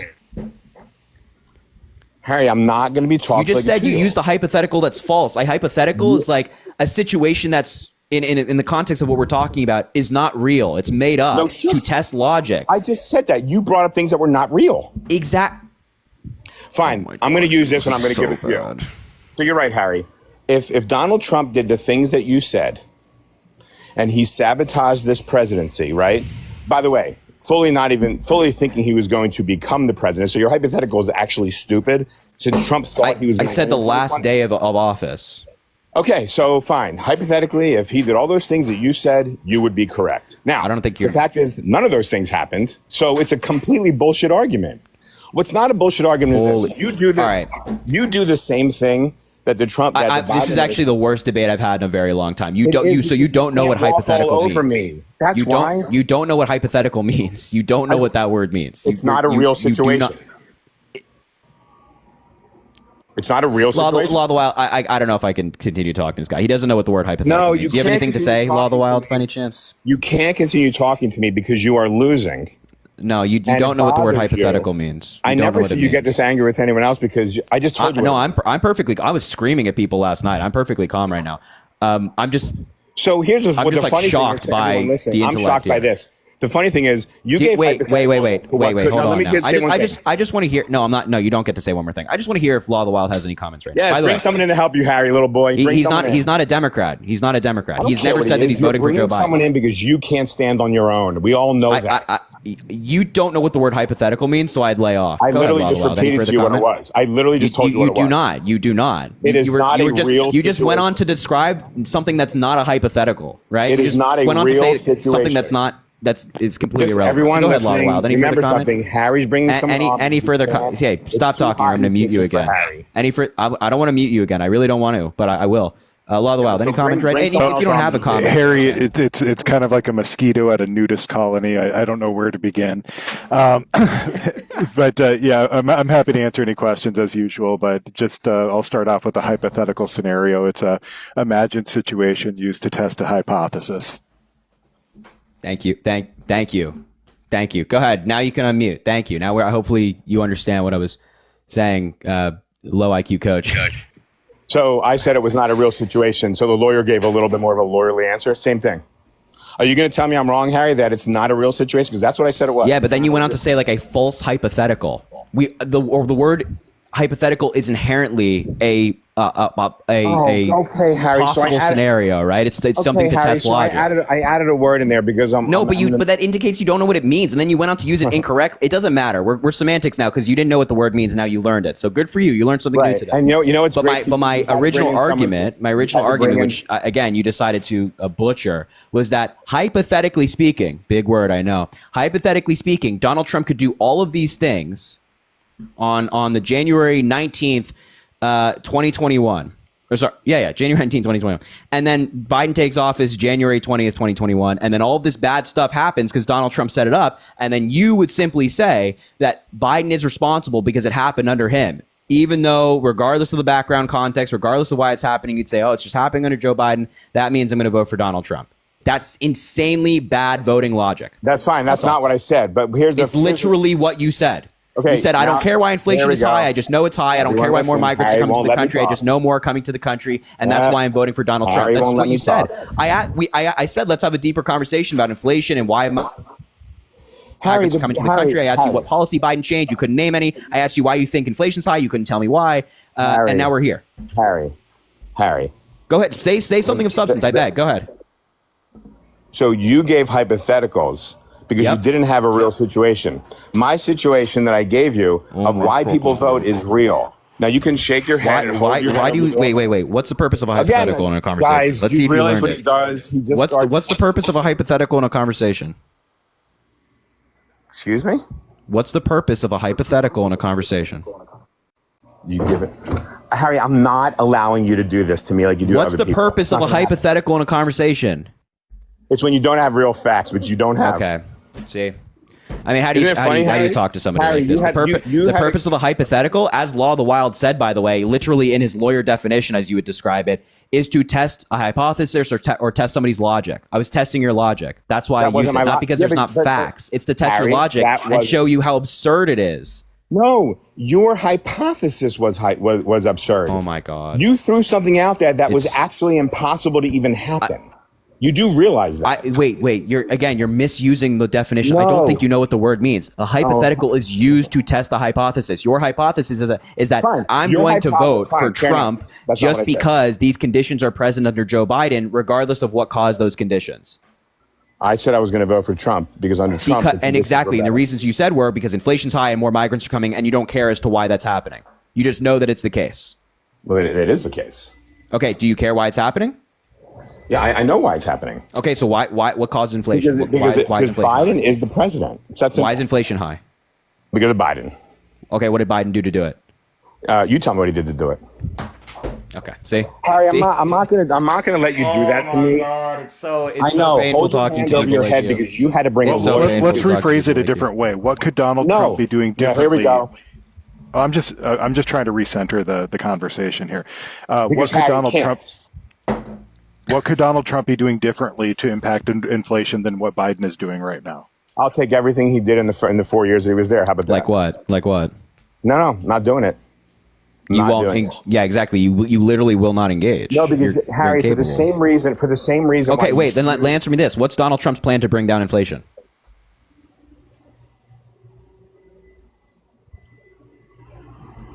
What's Biden's plan to bring down inflation? Hold on, I'll tell you in a second. What's Donald Trump's hold plan? on. How about this? Biden's has had 4 years to do it, and he hasn't. So what's his plan? Inflation came down from like 9% to 3.3, so it's gone down. Guys, but what's Donald Trump's plan to reduce inflation? Harry, you are misleading your. What's Donald Trump's plan to reduce inflation? Go ahead. Tell us all. What is Biden's? I'll tell you in a second. I asked you first. What's Donald Trump's plan to reduce inflation? Tax cuts for one. Tax cuts? Yep. Tax cuts are going to reduce inflation? Yes. Yeah? How so? I know this next one. You go, there's more oil. How so? No, Harry. You're not going to drill me like I'm a fucking. How student. so? How do tax cuts do that? I just came on here to try and explain to you why Donald Trump is going to. I did. You did. How are tax cuts going to lower inflation? I'll answer that after you answered me. How are tax cuts going to lower inflation? Why under Obama did Russia invade? We're not talking about Obama. We're talking about how are tax cuts going to lower inflation? How about this? He said he's going to do it, and he had it low when he was in office. I'm going to trust him. I'm not an economist. But what is he going to do it? Don't know. You don't. Tell me what Biden's doing. Well, how about this? This is the funniest thing about you. Right, you expect everyone to be a poli-sci major like you are. I'm not even a poli-sci major. Whatever the fuck you are. Okay, fine. You're a political science major. Whatever you are. I'm not a political science major. What's your major, Harry? I study politics and law with a focus on constitutional law. Okay, so I'm pretty fucking close. Okay, fine, whatever. So Well, I mean, my focus use is not semantics. poli Oh, sci. Harry, do you know what semantics mean? Okay, so Harry's going to use semantics because he can't actually ever be wrong or answer a question. Here's what we do. I'm just enjoying you embarrass yourself right now. I mean, you don't know what Donald Trump's plan is to reduce inflation. You don't know what it is to reduce gas prices. I know that You know under what I mean? Donald Trump, inflation was low. Yeah, exactly. See, exactly. This is yet another. This is like very simplistic thinking that you just look at something. You look at something and you're like, okay, it was that way. So I believe that it's 100% that person's responsible for it being that way. But you don't look at like why it was that way. You don't ask the why. You just look at the what and not the why. I got one for you. Inflation jumped up since Biden came in. What has he done for 4 years to reduce it? And don't say. Oh, he got removed for violations of community guidelines. Huh. Oh God. What do you think of that, Law in the Wild? I'm just baffled that tax cuts, that's going to help inflation. And then that you say, okay, please tell me how. You tell me how. Well, no, you made the claim, so it's your obligation to actually substantiate your claim. I could go and say, if I would have told Coach there, hey, Coach, if I go take a shit in your front yard, that's going to lower inflation. And then if he says, well, how would that lower inflation? I'll say, well, you tell me. I mean, it's just utterly ridiculous. Oh my God, bro! I cannot believe people like that vote. Well, and the main drive, what causes inflation, and there's a million different microcosms to it, but it's too much money chasing too few goods. That's what drives inflation. So if you're talking about tax cuts, that injects more money into the American economy, which is great. More people have money in their pockets, but until you can get until you can rein in the consumer price index, all that it's going to do is drive more inflation. Some of the key drivers of inflation were the $400 extra a week that people were getting on their unemployment checks under the Trump administration, and we had no goods for people to buy. And if you remember, like once the supply chain started getting picking back up, people were buying TVs, people were buying cars. I mean, the economy was booming because people were flush with all this cash. They didn't have the expenses of needing to drive into work. They weren't eating out at restaurants for lunch. They had all of this excess cash that they couldn't spend over the course of the pandemic. And then we see the consumer price index, plummet while people are spending all of this cash. Now companies started raising their prices because that's what happens when demand goes up, prices go up. So as the supply chain began to get reestablished, people still had all this money and they were buying stuff. Corporations kept raising their prices. Like, a case of Coke, a 12-pack of Coke used to be like $3.50. Now it's $6-7. And now that inflation's coming back down, people are still buying Coke as much as they ever were. Why is Coke going to drop their prices down if people are still paying $7 a 12-pack? Kraft Foods, they've had 120% increase in their profits. ExxonMobil, 142% increase year over year on their profits. What incentive do they have to lower prices if us idiots still keep paying whatever they're willing to charge?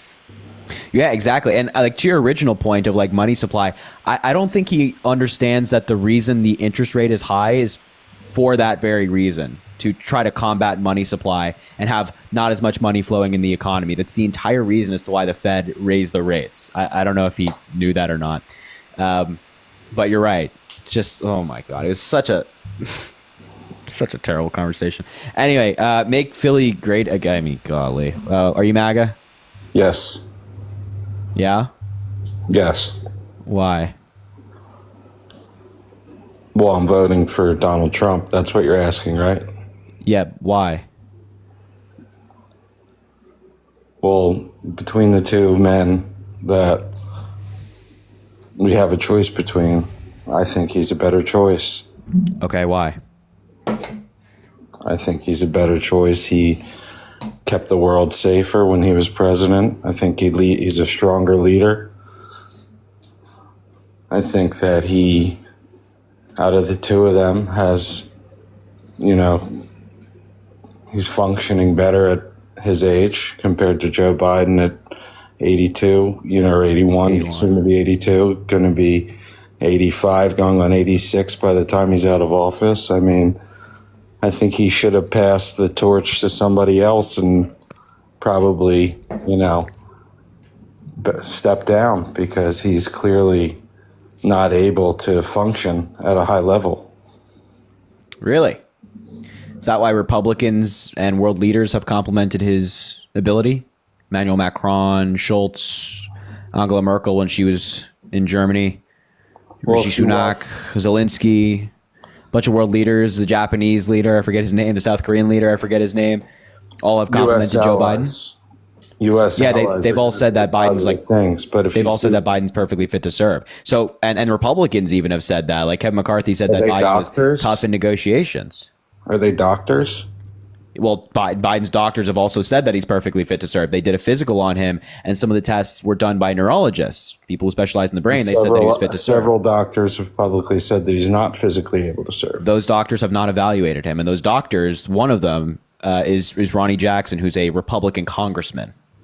So he has quite the incentive to say the opposite of Joe Biden. And by the way, not evaluating Joe Biden. He does not evaluate him. Internationally, they on the news, they actually have been clowning Biden for several months. And plenty of people when Donald Trump was in office clowned him as well. No, I think he had a lot more respect internationally than we see right now. But it's not true. The polls around the world show that people respect Biden more than they do Trump, and respected Obama more than they do Trump as well. You can look at this on the Pew Research Center. It shows that in like all of our allies, especially in European countries, they're far more confident in the United States with Biden in office, and they respect him more than they respected Donald Trump. They're making fun of us on an international stage every day. Who is? Italians, English, Australians. Australian Sky News is owned by Rupert Murdoch. If you can look it up. I mean, there's several clips of their major news anchors and networks making fun of Joe Biden every single day. They're right-wing news outlets. So I don't know. I'm not sure if you know this, but there's like right-wing news and left-wing news all around the world. It's not just a United States thing. So there's like, they have their own versions of Fox News and they have their own versions of CNN. So they're wrong. He is functionally able to operate. Yep. I mean, you asked me about doctors. Doctors have said so. Republicans have said so. World leaders have said so. There's not a single person in Biden's administration who has come out and said that he's not fit to serve. However, there are people from Trump's administration, his former administration, who have come out and said that he is not fit to serve. It seemed like he couldn't even read Alejandro Mayorkas's name off a teleprompter the other day. He read Alejandro Mayorkas's name off of a teleprompter. So was it a cheap fake that we saw? I'm not sure what you're talking about because he said his name. I mean, I can pull up the clip. He said, "I'm Joe Biden, Jill Biden's husband," and then he said, yeah. Well, that's. I mean, that's. What are you laughing about? He has a stutter. Is it? You think it's okay to make fun of? Well, how did he develop a stutter? He didn't have it. He's had a stutter his entire life. He didn't have it in the 80s. Yes, he did. Show me one clip of Joe Biden with a stutter from the 80s. I don't have to show you a clip from the 80s of him stuttering. That's like an incredibly weird ask, number one. But number two, he's had a lifelong stutter. He talked about this when he was vice president, or running for vice president at least. And he, talked about the struggles of it, and how when he was a kid, he would practice Seamus Heaney poetry in the mirror and just read it out over and over again to practice his stutter. And he would talk about how talking on the phone as a kid was the most difficult thing for him, and has connected with many people over their stutters. So for you to come up here and like laugh about him having a stutter is just like really disgusting. That's easy to say. Well, he actually gave a beautiful speech in the 80s. He didn't stutter once, but it just so happened that he plagiarized the speech, so he had to drop out of the presidential race. The reason he dropped out of the presidential race was because he plagiarized or at least he admitted to plagiarizing in college, or law school, I should say. No, he plagiarized a speech the main scandal was that he plagiarized in college. You can look this up. There's a Washington Post article on why he dropped out. But even then, like if Biden, you know what he did? He did something wrong. He admitted to it and he apologized. When was the last time Donald Trump apologized for doing something wrong? He apologized. I'd rather have a guy who can like admit he did something wrong than not. But like I said, I think he's the better choice. I think out of the two of them, I don't think either one of them should be president, but we really only have the choice of the two.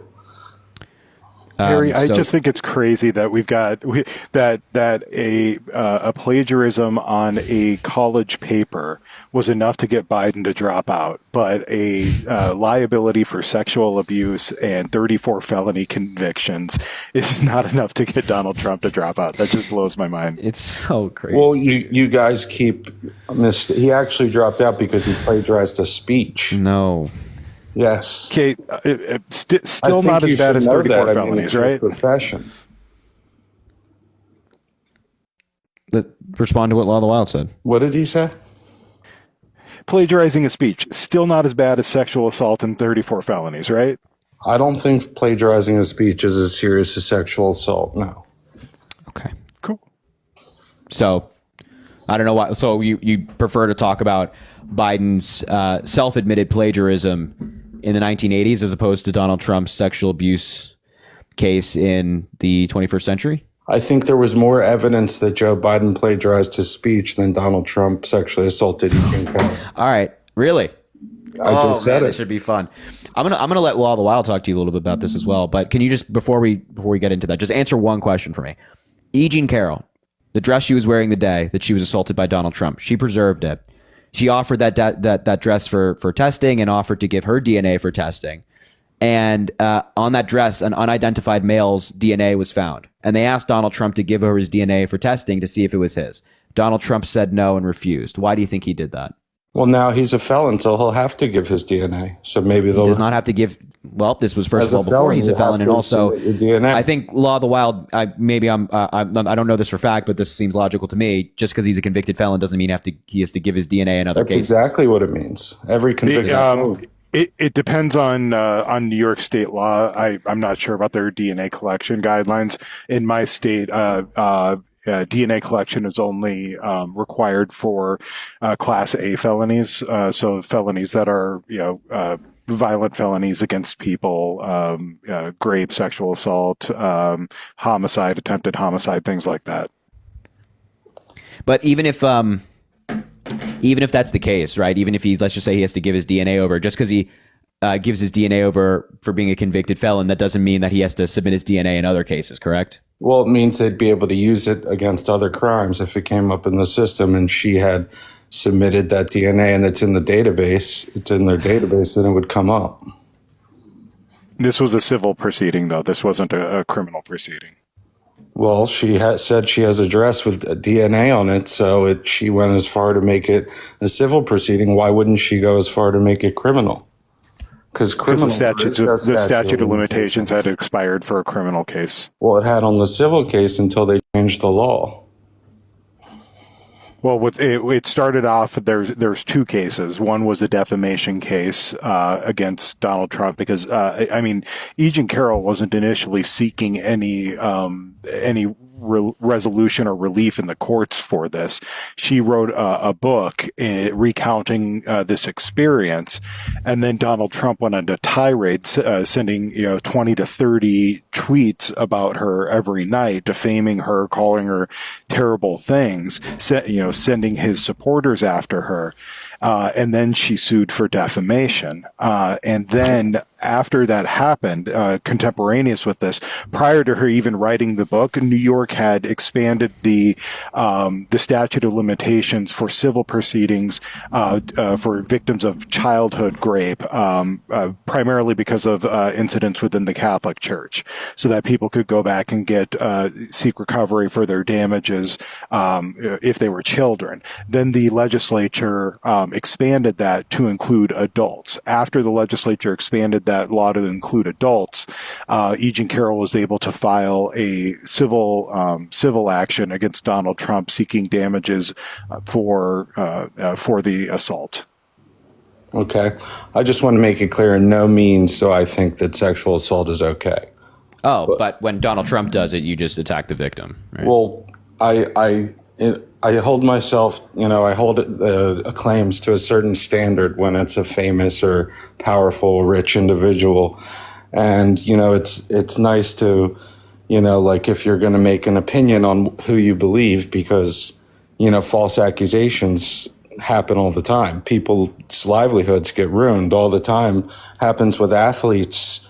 Recently, a guy good basketball player for Illinois. His case, he was not guilty in a court of law because they found out the girl lied, but it ruined his life. It happens all the time. So you have to take, these stories and you want facts. Yeah, exactly. Evidence. That person was found not guilty, though, right? Right, and Donald Trump was found liable. Right, but she also didn't remember the date that it happened on. She didn't even really remember the year. Well, not exactly, but it doesn't matter. There's like a selective amnesia effect where you might forget minute details about it or details as about the assault as a whole as a method of coping. It's like a mental block that your brain does naturally. But you still didn't answer the original question I posed to you. Why didn't Donald Trump give his DNA over for testing? It could exonerate him, right? If it's not his DNA, he has a massive argument in his favor. I've why do never you think heard he didn't that do before. that? So okay, you're hearing it now. So why didn't he do it? It's no clue. I've never heard that before. What's your best guess? If he didn't do it, then I would think that he just didn't think that he should be subjected to that. But I don't know. Why really? You think that's the most logical conclusion? That you think Donald Trump just thinks he shouldn't be subjected to that? Or maybe Donald Trump has a feeling that might be his DNA. Because, right, if he could give his DNA over, why wouldn't he want to? It would exonerate him. Well, I think if anyone really thought that it was his DNA, they would get a subpoena to find out. It's a civil case. I don't think that it's... If they really wanted if they believed that, they would have made it criminal and they would have taken that dress and gotten his DNA. Statute of limitations. Law of the Wild already talked about the statute of limitations. They can't just make it criminal. I mean, Harvey Weinstein's case was older than Trump's, wasn't it? I mean, or Bill Cosby. I mean, I don't know. I don't think that's true. I don't know. Law, do you know? For in some states they have no statute of limitations for sexual assault. New York has now moved that direction for the criminal charges. I'm not sure if that bill had passed yet, but yeah, some states don't have any statute of limitations for those crimes. So there you go. Maybe I think it was California that Harvey Weinstein was charged. I don't know. So maybe they don't. California is one of those states, and I think that's where he's charged out of LA. Well, so there you go. So, I don't know. Well, hold on now. I'm not done yet. Why do you think Donald Trump didn't give his DNA over? I said I can't speak for someone. I don't know. What's your best guess? Are you really sticking with in the news cycle anywhere? Well, you're learning it now. So are you really sticking with Donald Trump didn't think he should be subjected to that? Is that really your best guess? That was an opinion. Yeah, it was my best guess. It's not that you might be conscious of guilt. I don't think so. I don't think he was worried about being found guilty. I think there was embarrassing moments with the case, like when he confused his ex-wife and E. Jean Carroll in a photo. I thought that was an embarrassing moment for him. I mean, but I don't know anything about why he wouldn't give his DNA, but I've never heard that before. So if somebody, just generally, if someone could provide evidence that they're very confident that this evidence would give them a stronger argument when they are the defendant, you think that most people would just not do it because they don't think they should be subjected to it? I found online that the judge actually denied Trump's offer to give. Oh, go ahead. Law, you explain to him that whole thing while I go get more water. Well, it's actually on NBC. So what had happened was there's a discovery window in civil proceedings where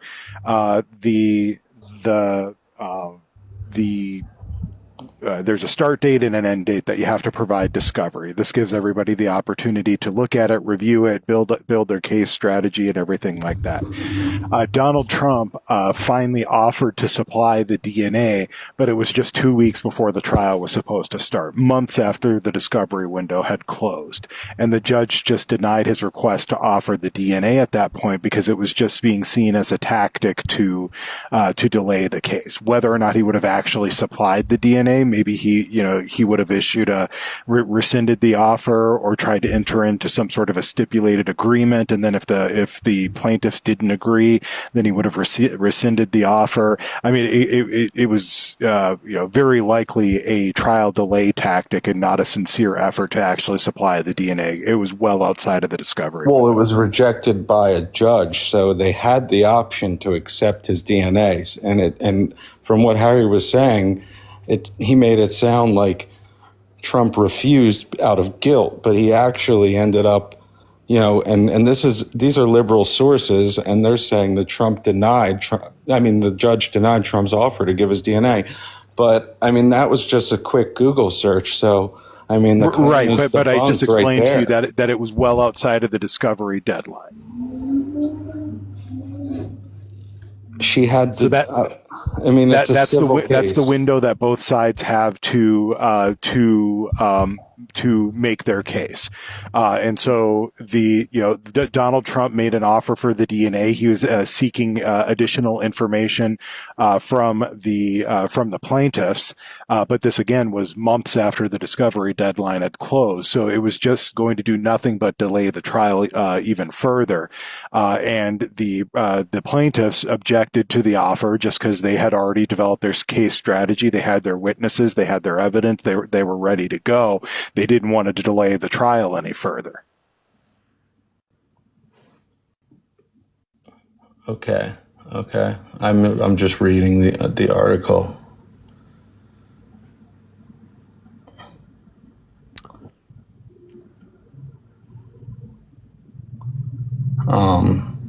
Okay.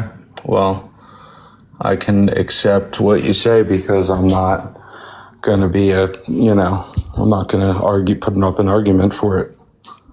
I understand, and I mean I can understand on its face why you would come to a conclusion that he did offer it up, but it's just there's so much more nuance to it when you look at the timing of it and the reasoning for it. It was very clear as an effort to delay the it wasn't a criminal case, delay the proceedings, the civil proceedings. Real quick, Harry, I did look up that it was the same law that gave that 1 year look back for the civil claims in 2022 also eliminated the statute of limitations for rape in New York. But because of what's called ex post facto laws, you can't charge somebody with a crime by changing the law retroactively. So moving forward, there will be no statute of limitations in New York. Oh, okay. Okay. Interesting. Good. I think that's probably for the best. Thank you. I guess I now that I have, done a little research on that one matter, I've come to the conclusion that he originally denied the request because they didn't think that there was a basis for the lawsuit. And once the lawsuit was moved forward, and it was accepted and it was going forward and he saw that he was in trouble, he finally offered his DNA and they rejected it. But that's my own personal That is such nonsense. Well, but even so, that's basically my opinion now that I have been able to read one article from NBC. But now I have an opinion. Go ahead, Law. I mean, even if we say that all of that was bogus, that the essay claim should never have come out, the judgment still of the two cases, it was over $80 million. Right. It was a lot of money. $2 million of it was the essay claim. Everything else was defamation. So even if we just throw out the essay claim and say it never should have happened, he still was held liable for over $80 million in defamation. Right, because he said it didn't happen, and they said they ruled that he lied about it not happening because they believed her story. The jury. Well, Yeah. So, but also it was the nature of the defamatory statement. So if you make a defamation claim, a defense to defamation is truth. So the burden would have been on Donald Trump to prove that that the claims that he was making were true. But the defamation went far beyond just the claims. It was personal attacks. It was invoking other people to attack her with false information. I mean, there was extensive. I mean, the evidence they presented was really horrific. Some of the things that Donald Trump supporters were saying to E. Jean Carroll and her family. I personally usually believe victims first, so I actually feel, a little rude. I don't want to call anyone a liar, because I like to believe victims and give them the benefit of the doubt from the beginning. So I don't really, E. Jean Carroll, that was just my quick opinion. I don't think I should speak on sexuals or SA. Don't think I should speak. All right, what on about that. crimes? Crimes? Yes, I know about the trial and my opinion. If you want my opinion on the trial, Yeah. I don't think that it was a fair process. Why? I don't think that it was fair that he had this judge who was presiding over a lot of cases related to him, and I think the judge, had clear partisan issues, and I think that it was already, I don't think it should have been held in New York City. I think that it should have been moved to a suburb or something outside New York City in New York. And I think that there was several reversible errors. I don't think that Like what? Stormy Daniels' story was really even relevant. I don't think they needed I'm to actually give just going to let salacious Wild details. respond to all of this. So Okay. you direct it to him. Yeah, I mean, so generally the trials happen where the crime happens. So the crime happened in New York City, so that's where the trial happens. There can be reasons why, there's so much, one of the things that's often cited is there's been so much press coverage that you can't find an impartial jury. But part of what complicates that is the defendant was holding his own press conferences in front of the courthouse. So to use that as a claim, it's almost as if the defendant is contributing to the press coverage and then seeking to use the press coverage as a means to move it to what would ostensibly be a more Republican district. But the guarantee isn't that the jury pool is more favorable to you. It's that you get a fair and impartial jury. And there's no evidence that's been presented so far that they've been able to identify that any of the jurors were acting or incapable of acting in an impartial manner. Right. I understand. I know the law. I know about partial, impartial, and I do believe in the jury system. I think it works a lot of the time. I just think that because he ran for president of the United States and he's such a sensational, like he's the most famous person in the world. And he ran for president of the United States. And because there's, such a strong hatred for him in Manhattan, it's in the 90 something percentile that they vote Democrat there. And I think that if they had moved it, somewhere else, or maybe even just had, an impartial judge and just had the judge rule instead of a jury, maybe, it would have been more fair. I don't think, if they really had to go forward with it, I think that he should have been given a more fair trial. I don't think that this case that had been, put together through other agencies, FEC and the DOJ, and they all decided that there wasn't enough, that Michael Cohen wasn't believable. And then I didn't think the gag order was fair. The guy's running for president of the United States. These claims of him being a criminal are being made against him. He should be able to talk about it, just like Michael Cohen was going on TikTok and talking about it. And, he should be able to say his thoughts on things. I mean, so there were two gag orders that are two sanctions that the prosecution had sought to penalize Trump for in violation of the gag order. Both of them were related to Michael Cohen, and both of them were dismissed by Judge Merchan.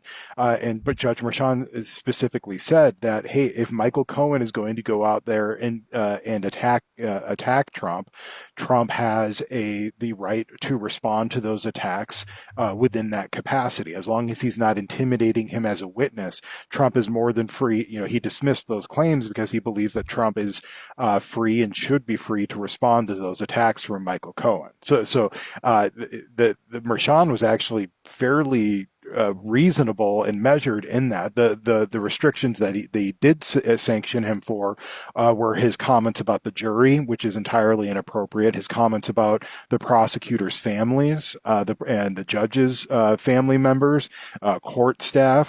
All of those are inappropriate, but the gag order also didn't cover Alvin Bragg. It didn't cover members of the prosecution team, and it didn't cover the judge because Judge Merchan recognized, as Donald Trump knows, is that he has a First Amendment right to criticize those government officials. So I don't think that the gag order was far-reaching at all, and I think that Judge Merchan showed excessive restraint in his attempts to get Donald Trump to abide by the terms of the gag order. Okay, I wasn't actually saying that the gag order affected the case because I didn't think the gag order affected the case.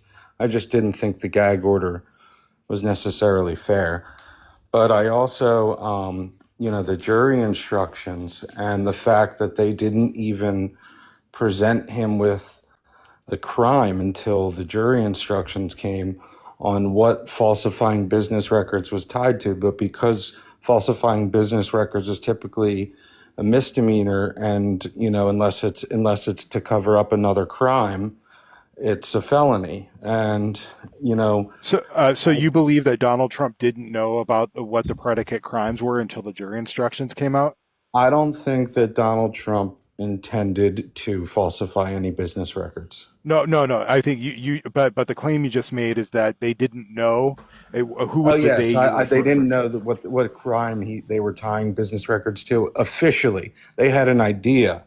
And they had been talking about it, but nobody knew officially until the jury instructions were given, and they didn't just say one. That's not true.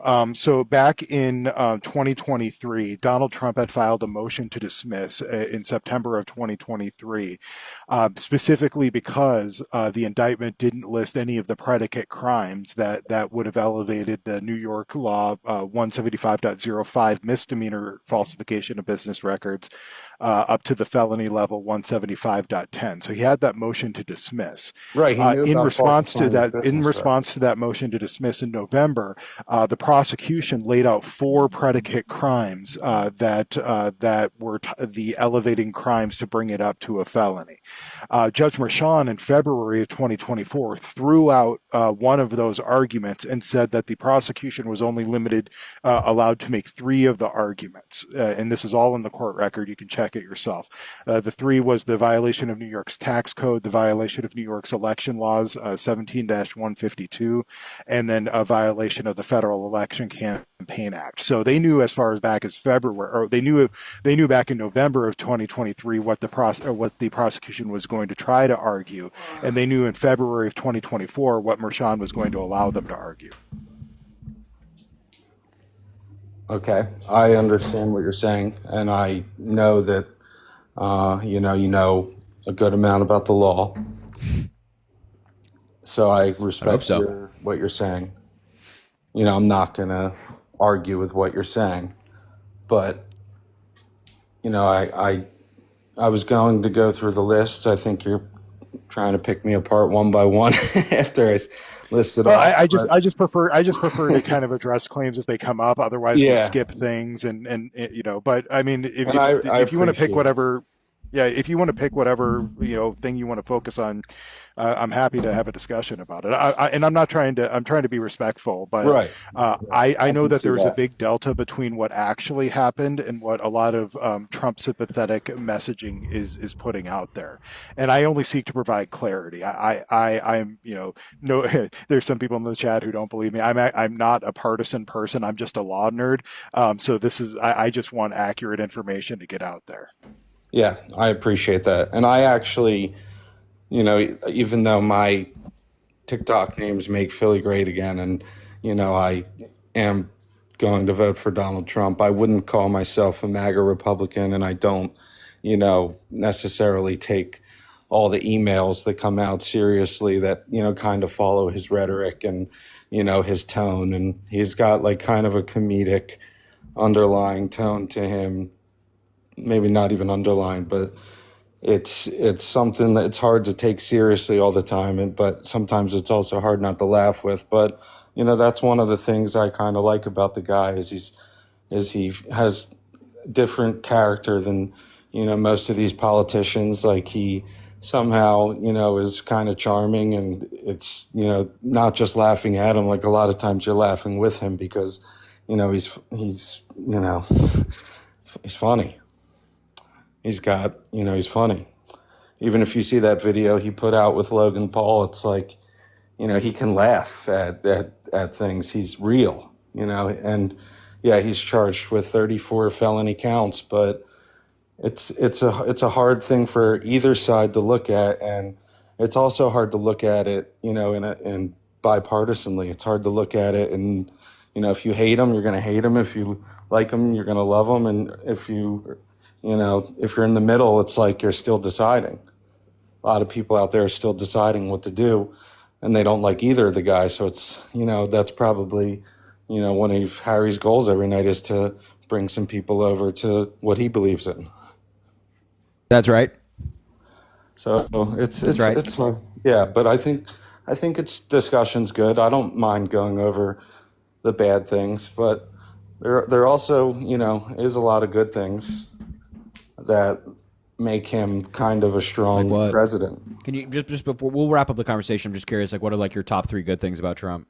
Well, I think he's a strong leader on topics as like war or. So, do you think his national security team, many of them who have come out and said that he's like not fit for office, are lying? I don't think he always got along with people in top positions.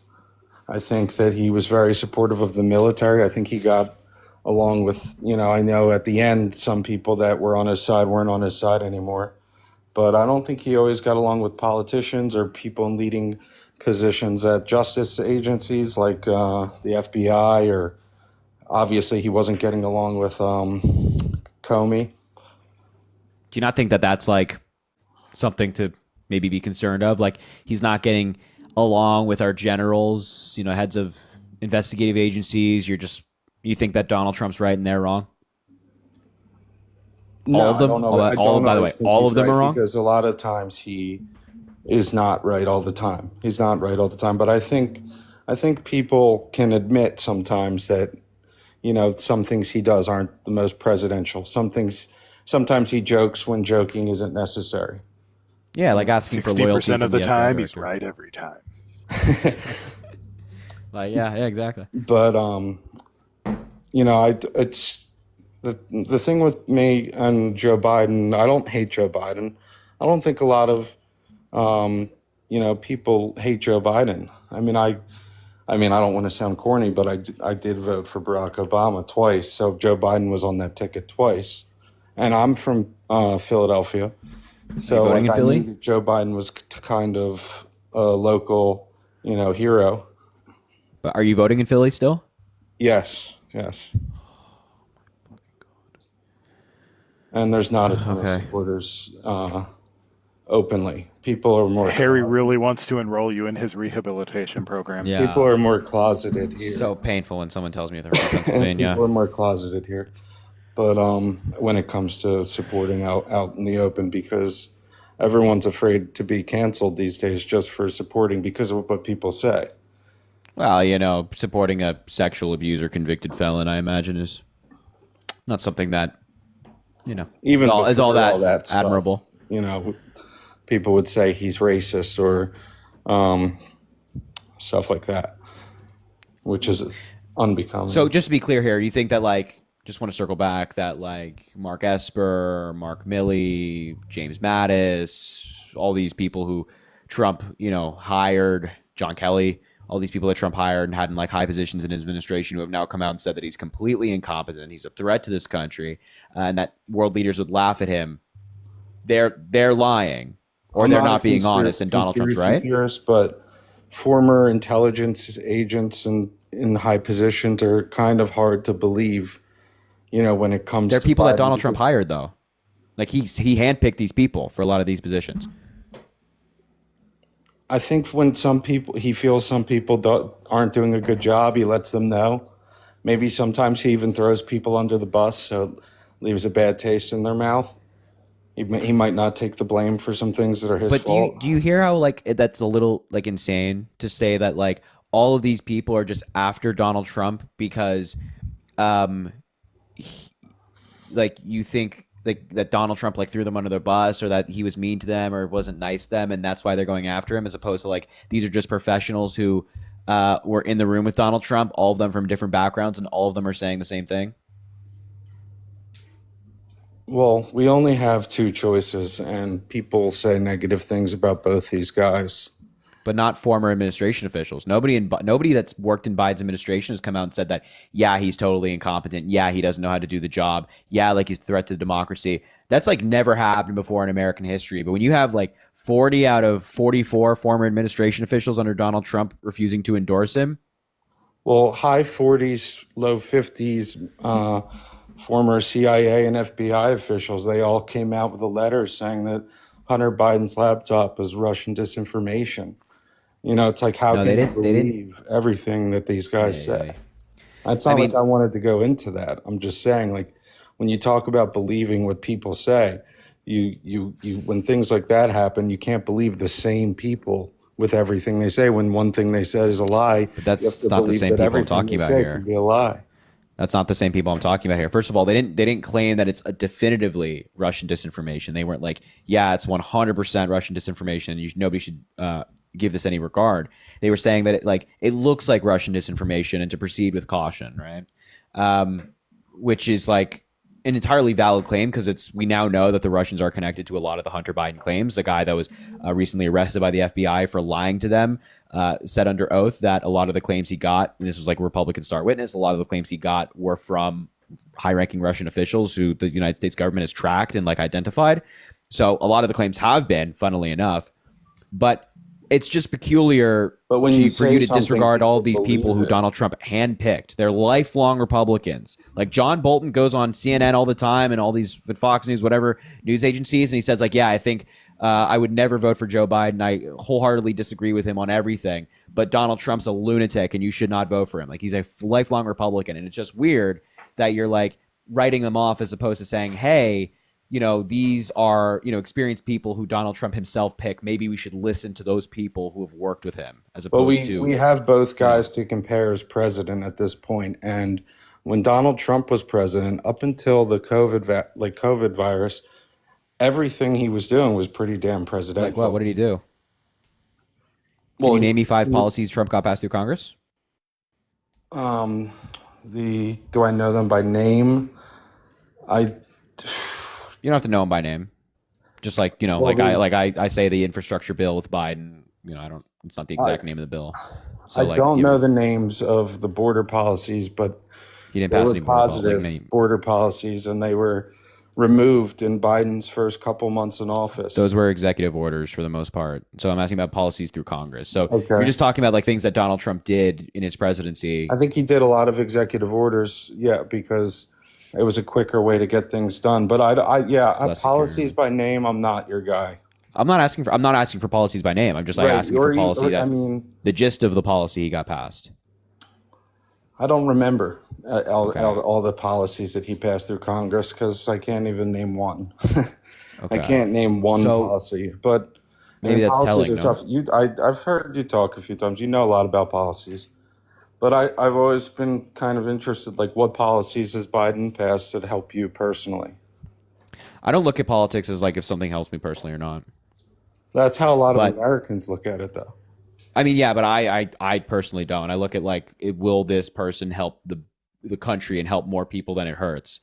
And I'm like, of course, I factor in things like I care about, of course, but I don't look at politics as just like a me, only me. I only think about me in the ballot box. I think about like a lot of, like I'm not a woman, so I don't have, my body's not affected by abortion, so I mostly think about women with that being pro-choice. But anyway, point is, I think like there's Biden policy that's helped me directly. The largest investment in fighting climate change is going to help you and me, and Law of the Wild and everybody in this chat. I mean, fighting climate change, where the younger generations are going to have to be the people who deal with it most, and that obviously helps us. Investing in infrastructure helps us. I mean, there's places in New York where roads and bridges are being fixed because of that bill. Removing every single lead pipe in America so everybody has clean drinking water. Hell yeah. That obviously helps a lot of people. Right. So, and there's, the Bipartisan Safer Communities Act, the first piece of major gun legislation in 30 years. It's done a lot. It's expanded background checks and caught like hundreds of people who previously would have been able to get a firearm. And now that they don't have that gun, and who knows who that could have impacted. Nobody's able to tell as to whether any of those people would have gone like a shooting spree and who that would have affected. So those are just some things that come to mind. Okay. Well, in Philadelphia, all I know, I can't speak from, what's happening in my life personally. I don't think either guy is really going to affect me too much at the end of the day. I work hard and, I do okay. But I know a lot of minority men in Philadelphia, and they're kind of screaming from, the top of their lungs that Joe Biden's, America is hurting them. That under Donald Trump, their life was a lot easier, but they're losing jobs to immigrants. Their life is a lot harder. The minority men that I know are saying that their life is actually affected.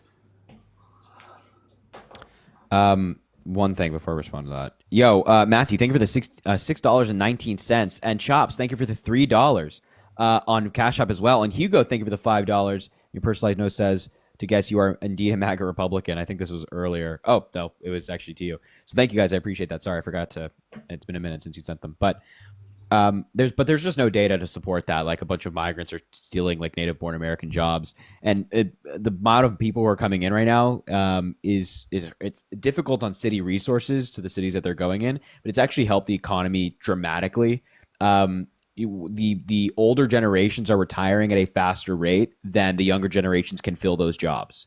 So these migrants coming in and like filling a lot of these jobs has helped the United States and basically kept it afloat. It's like one of the reasons I would say as to why the economy has been so much stronger than the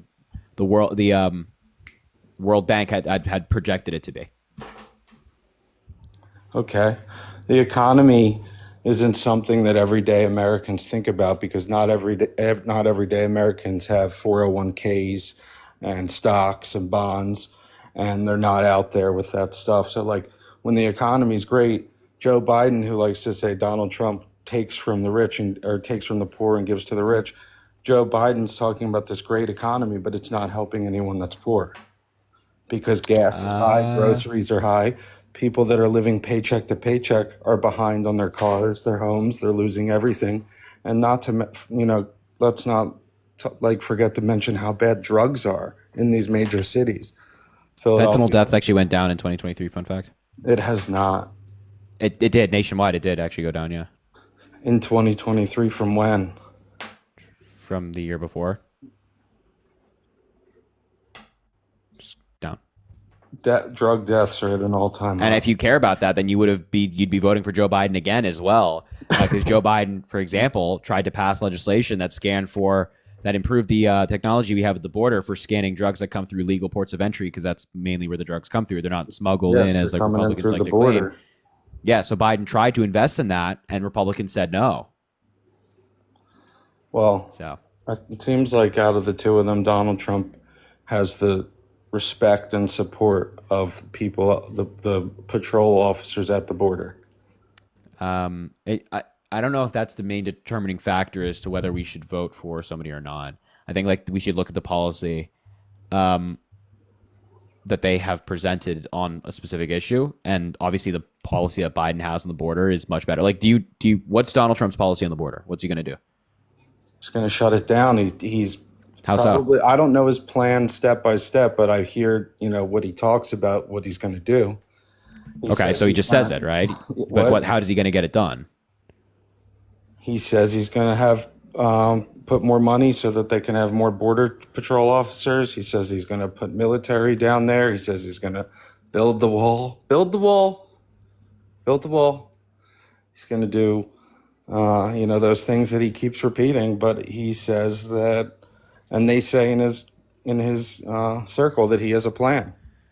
I mean, Okay, Joe so Biden's Biden already actually wanted to been fund here. Border Patrol agents more. Joe And Biden how is the has wall the going to ability solve to the carry out a problem? plan right now? How's the wall going to solve the problem?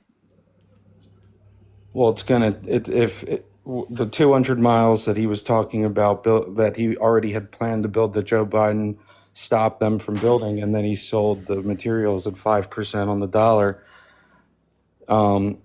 That he had research done that was really going to help stop the people just walking over the border. Love Wild, any comment on this? I feel like I don't know. Yeah, I mean, you said you didn't know what the policies Oh. are, so I won't try to pin you down on that. But so let's just say that we do have a wall built. It's a beautiful, magnificent wall. Hell, even Mexico paid for it somehow. 40 feet high, nobody can get through it. We printed a tent. Walls don't exist, tunnels don't exist, ladders don't exist, boats don't exist. Nobody can get through our borders. They're impenetrable. Does that fix the issues that we're having right now With the drugs? with migration from other countries coming into the United States?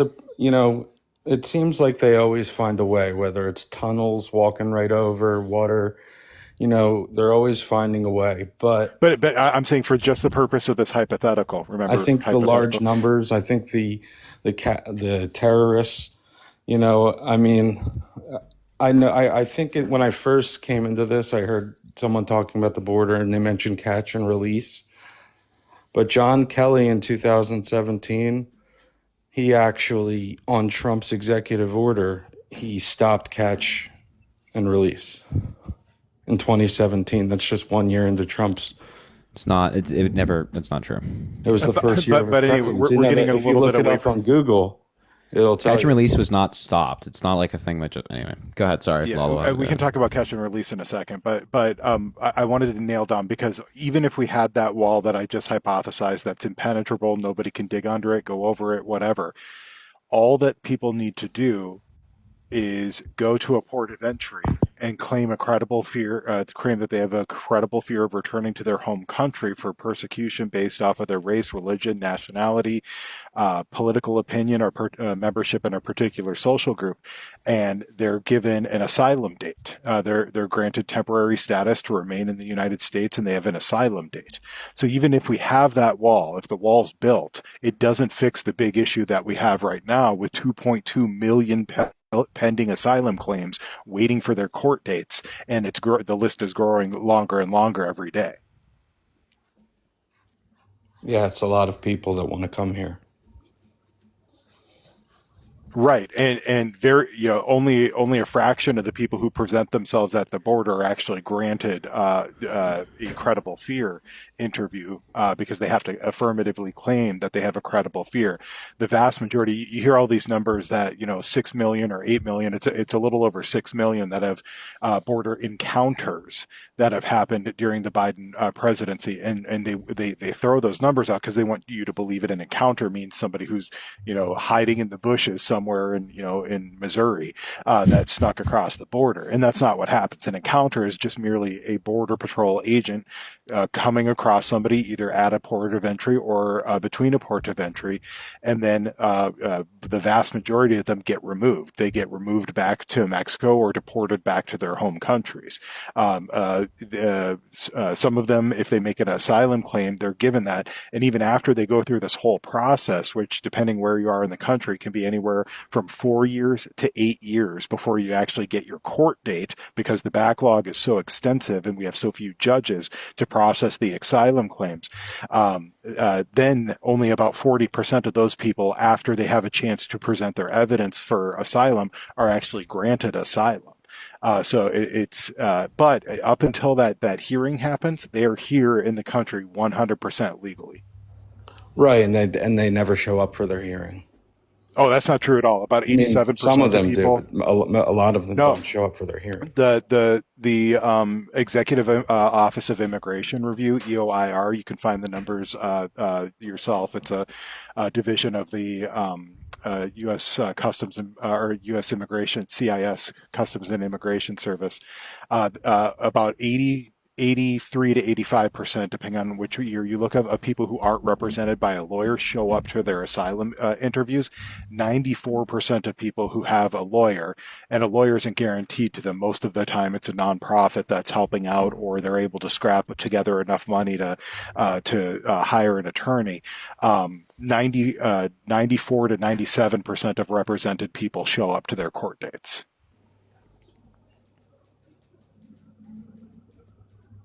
Never heard that statistic before in my entire life.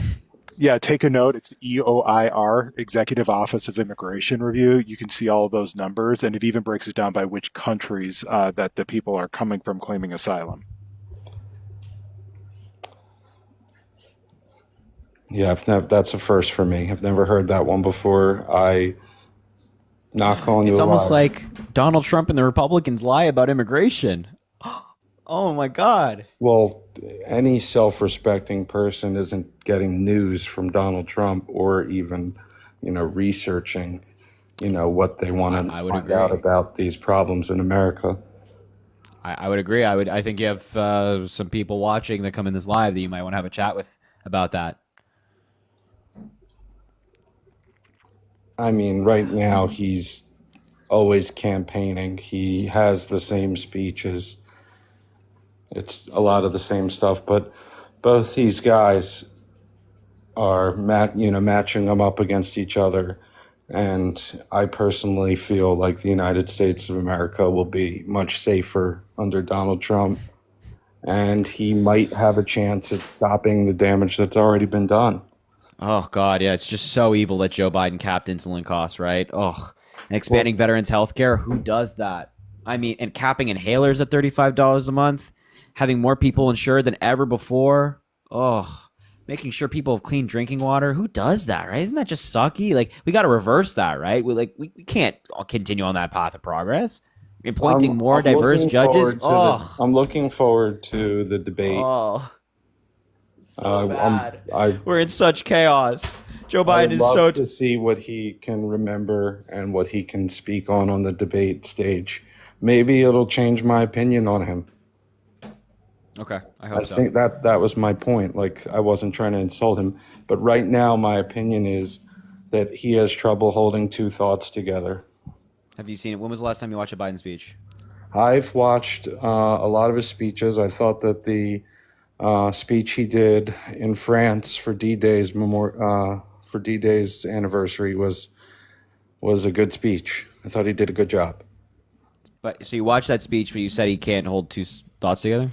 There's a difference between holding thoughts together and reading off of a teleprompter on a speech that he didn't write himself. Do you think that if Joe Biden couldn't hold two thoughts together, it was like completely incoherent, he could read a speech and stand there for like 20 minutes, give the speech? I think that sometimes he really struggles with standing there and giving the speech on the teleprompter. It's not, not to be rude. I'm saying that from my own eyes, and people have two eyes and they can make their own opinion. And I think a lot of people, see what's wrong. A lot of people have seen it in their own family when people's minds start to go. Like Trump. Yeah, no, I think that Trump's gone. I think Biden's fine. He does all this stuff all the time. He's constantly answering questions, constantly giving speeches. And Donald Trump, meanwhile, is ranting about Hannibal Lecter endorsing him. So, and we're like boats and batteries and sinking and sharks, and whether he would prefer to go down with the boat with the battery or jump on a shark. I mean, you tell me. Your guess as to what he means is as good as mine. Makes a lot of tasteless jokes, a lot of funny ones also. but he makes a lot of. Oh, it's okay. So when Trump does it, it's a joke. When he like rants about utter nonsense, well, there's a difference between ranting about joking around and mumbling and not knowing what you're saying. So wait, do you think Donald? Let me just get this straight. When Donald Trump is talking about being on a sinking boat with a battery and being concerned about being electrocuted and whether he would jump from the boat onto a shark or stay on the boat, you think that he's trying to be coherent? Funny? If you watch I'm funny. sure you've seen the whole clips, but if you watch the whole thing, the whole speech or whatever he's saying when he says stuff like that, he's joking around. Everybody knows he's joking around. Oh, so he's not just totally incoherent, doesn't really know what's going on. Media, instead, he's just joking around. They're saying that a lot of people are making cheap fakes, not deep fakes. I guess cheap fakes is a different saying. Yeah, but I guess different. Editing out like a full picture of a video. Yeah. Yep. Or speech, video or speech, but yeah. But that's kind of what people are doing when they take Donald Trump out of context. It's the same thing. But I don't know what context would make him talking about jumping on a shark versus a sinking boat. Is like, okay, but all right. A story that's not. I'm sure if Joe Biden said that exact same thing. Reality. I'm sure if Joe Biden said that exact same thing, you'd have the same attitude, right? He's basically just joking around, telling fairy tales. Yeah. But if Joe Biden said that exact same thing, you'd be no problem. Yeah. I think Joe Biden is very. He's a politician, and he was a really good politician. He flip-flops a lot. He just flip-flops on the border. One day he's shutting down the border, and the next day he's letting in all the married immigrants. They're already here, and he's providing them a pathway to citizenship because they're married to an American citizen. That's not. But he flip-flops a lot. He's an election. I don't know how that's a flip-flop. He cares about his voters every 4 years, but the last few years he hasn't really done much for the majority. He's only done really for minority. So the lowering of healthcare costs. Well, there were some things that he did that weren't so great with healthcare. Like he what? Actually he took some of Trump's cuts away and he brought them back and just made them more expensive. No, it's not true. It's not true. You might be talking like the cap on insulin, and it's just Trump didn't do that. He did make insulin a lot cheaper. He did not. Okay. He did not. He put an executive order that was only going to apply to certain health. What's the word? Health. What's the word? Law of the Wild. What would the executive order apply to again? I don't remember. I just remember it was like what do they call it? A focus group or God? What's yeah. It's like, in any case, it was a commission to explore reducing the cost of insulin and getting it down to $35. It wasn't an actual policy directing anybody, because he can't do that. Like the president can't allocate any money through an executive order, and he can't receive any money. He can't tax. He can't spend through an executive order. The only thing he can do is establish policies. Bingo.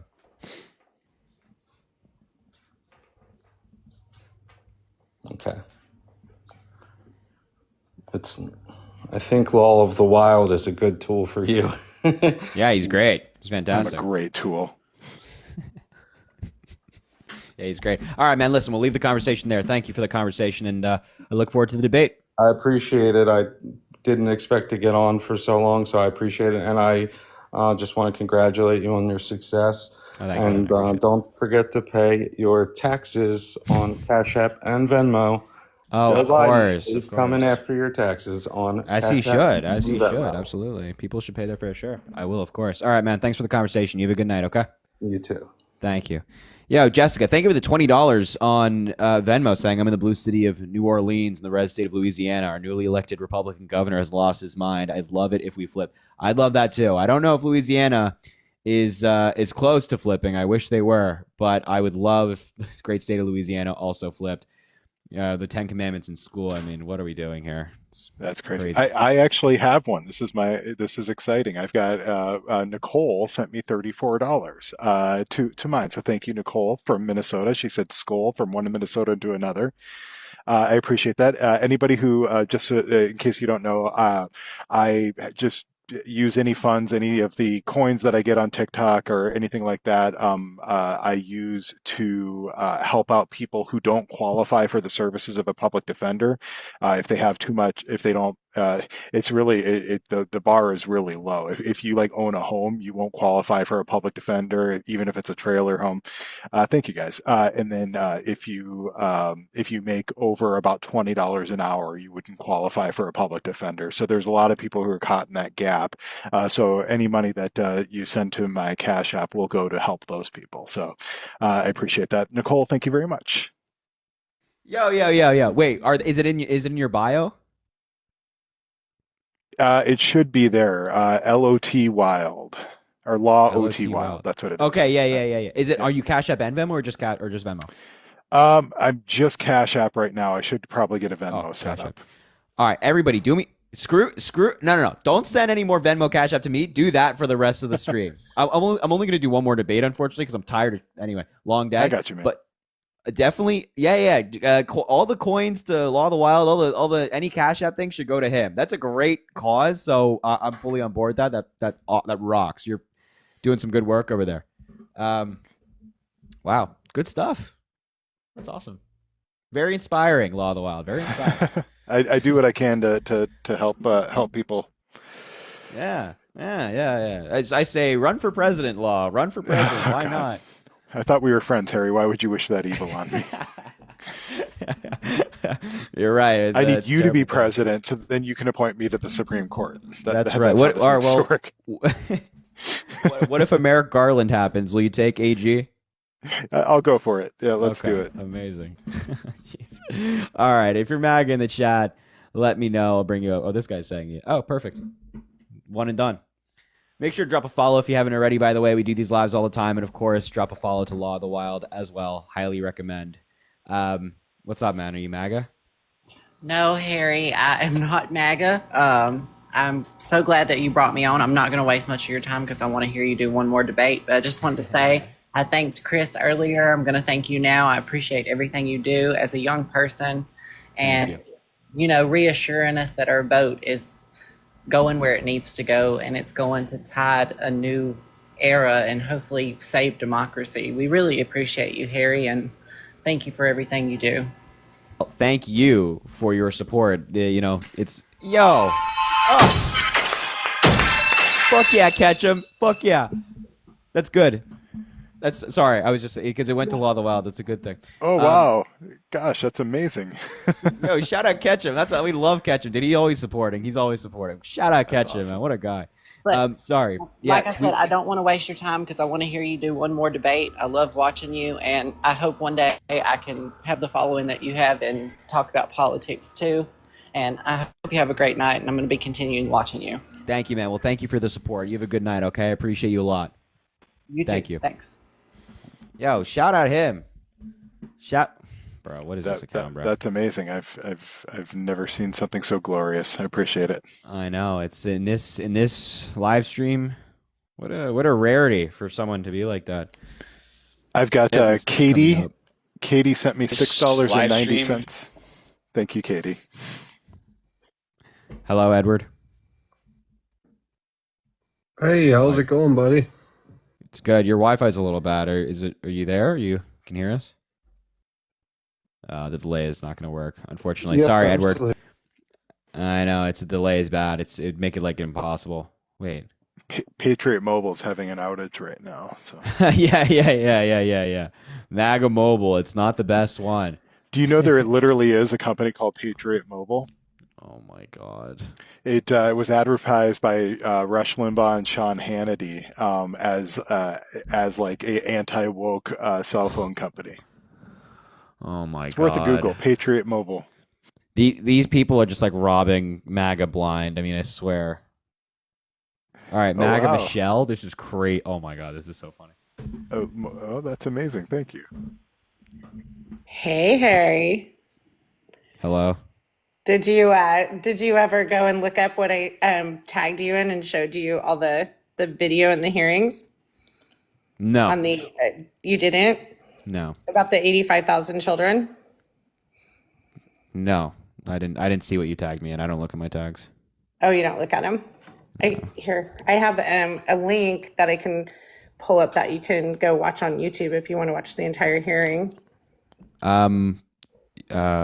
Sure. I honestly, I probably won't watch the entire hearing.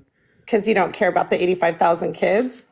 No, it's just I'm not. I mean, watching any entirety of a congressional hearing is like very difficult because I have to hear from like Marjorie Taylor Greene and whatnot. Well, she didn't interview them, but No, I'm aware. I'm just saying that these hearings can be kind of dull. I mean, I think it's like a really important thing that we need to, even if we're from the left or the right, that we can agree on that we need to figure out where these kids have been taken. So describe it to me. What's going on? Okay, so they have children that have came over that were separated from their parents or they were used by the cartel. They were given 2 sponsors. There was no follow-up on where they are, and they cannot locate these children. Some of these sponsors received up to 200 to 300 children under bogus names with no addresses or any vetting process. And where did you get that from? Well, I listened to the entire hearing that went on for 3 days. Who testified to that, or who said Mary that? Dunn. There were several people that testified. That's why I wanted. Who's Mary Dunn? She is she's one of the heads of the DHS departments. And there were whistleblowers that came forward as well. Yeah, no, I'm not doubting you. By the way, I'm just asking. I'm curious. I didn't watch the hearing. Yeah, that's definitely not good. We should definitely. I mean, we know that they're in the United States. We just can't locate them in particular. So it's not like we're of the impression that they just like vanished off the face of the earth, but they're certainly somewhere. They're probably just. I think the internal report I read about this a while ago is the internal report is that they believe that they're just working jobs illegally. You know, they're violating labor laws in the sense that they're like it's child labor. That's what they think that is going on, and they just can't locate them again. So yeah, concerning. Very concerning because some of them were, 4, 6, 8 years old. So are they being trafficked? Do we know what's going on with them? That's a huge concern. And that's what happened under this administration. And so. Well, there is also, I mean, that certainly took place under Donald Trump as well. Not every kid was accounted for. It's just something that's terrible that happens, and it's not quite because of Joe Biden or Donald Trump. It's, things fall through the cracks. It's not 100% foolproof. But if they are in traffic, I'm confident in the FBI and the investigative agencies to get it done and kind of look into it. Harry, if it was reversed and it was Trump that lost those children, we would never hear the end of this. You guys would rake him over the coals. You did hear the end of it because this also happened under Trump. Well, not in the same manner, like 85. I don't know what the number was under Trump, but there wasn't just like every kid was just accounted for under Trump that came across the border. That's nonsense. So it certainly did happen under Trump. Go ahead, Lon. Trump had the zero tolerance policy, which required it was zero tolerance for anybody crossing the border. There was no releasing them. He had to rescind that policy in 2018 because it was a disaster. We didn't have the capabilities of holding everybody for prosecution. But from 2016 to 2018, there were tens of thousands of children that were separated from their families and then placed with the Department of Health and Human Services. Some of them were able to get reunited, but many of them remained in foster care. I do think that this is an issue that we placed these children with family members and things like that. But as is not very uncommon, people who of limited means, sometimes they're unhoused. It's difficult to get back in contact with those people. So while there are some areas of concern, the overwhelming majority of this number are people who we just haven't been able to get back in contact with. It's not necessarily indicative that we have 85,000 children being trafficked or anything like that. Well, that's if you listen to the hearings, they were going through a list of people who they didn't even verify if they were family members. And I don't know any one person who needs they even went down and said his name. and that person they had given 200 children to. So why would one person ever need 200 children? Well, I Isn't think that that was a sponsor. concerning? Isn't it That was a concerning that we would release that 200 one was a children to sponsoring one person? organization. It was something. It wasn't. It was an organization that the person was the operator of. It wasn't like he was housing No, that's 200 not true, people at his sir. house. That's not true. That's not true. And they even debunked that under oath. So what was that guy's name then? His name was Jose Garcia. It was like a bogus name. What? Yeah, that's what he used. That testified under oath? No, not that testified, that they released these children to. He went by the name Jose Garcia. They can't find the number for him. They can't find an address for him. And they released 200 children to him.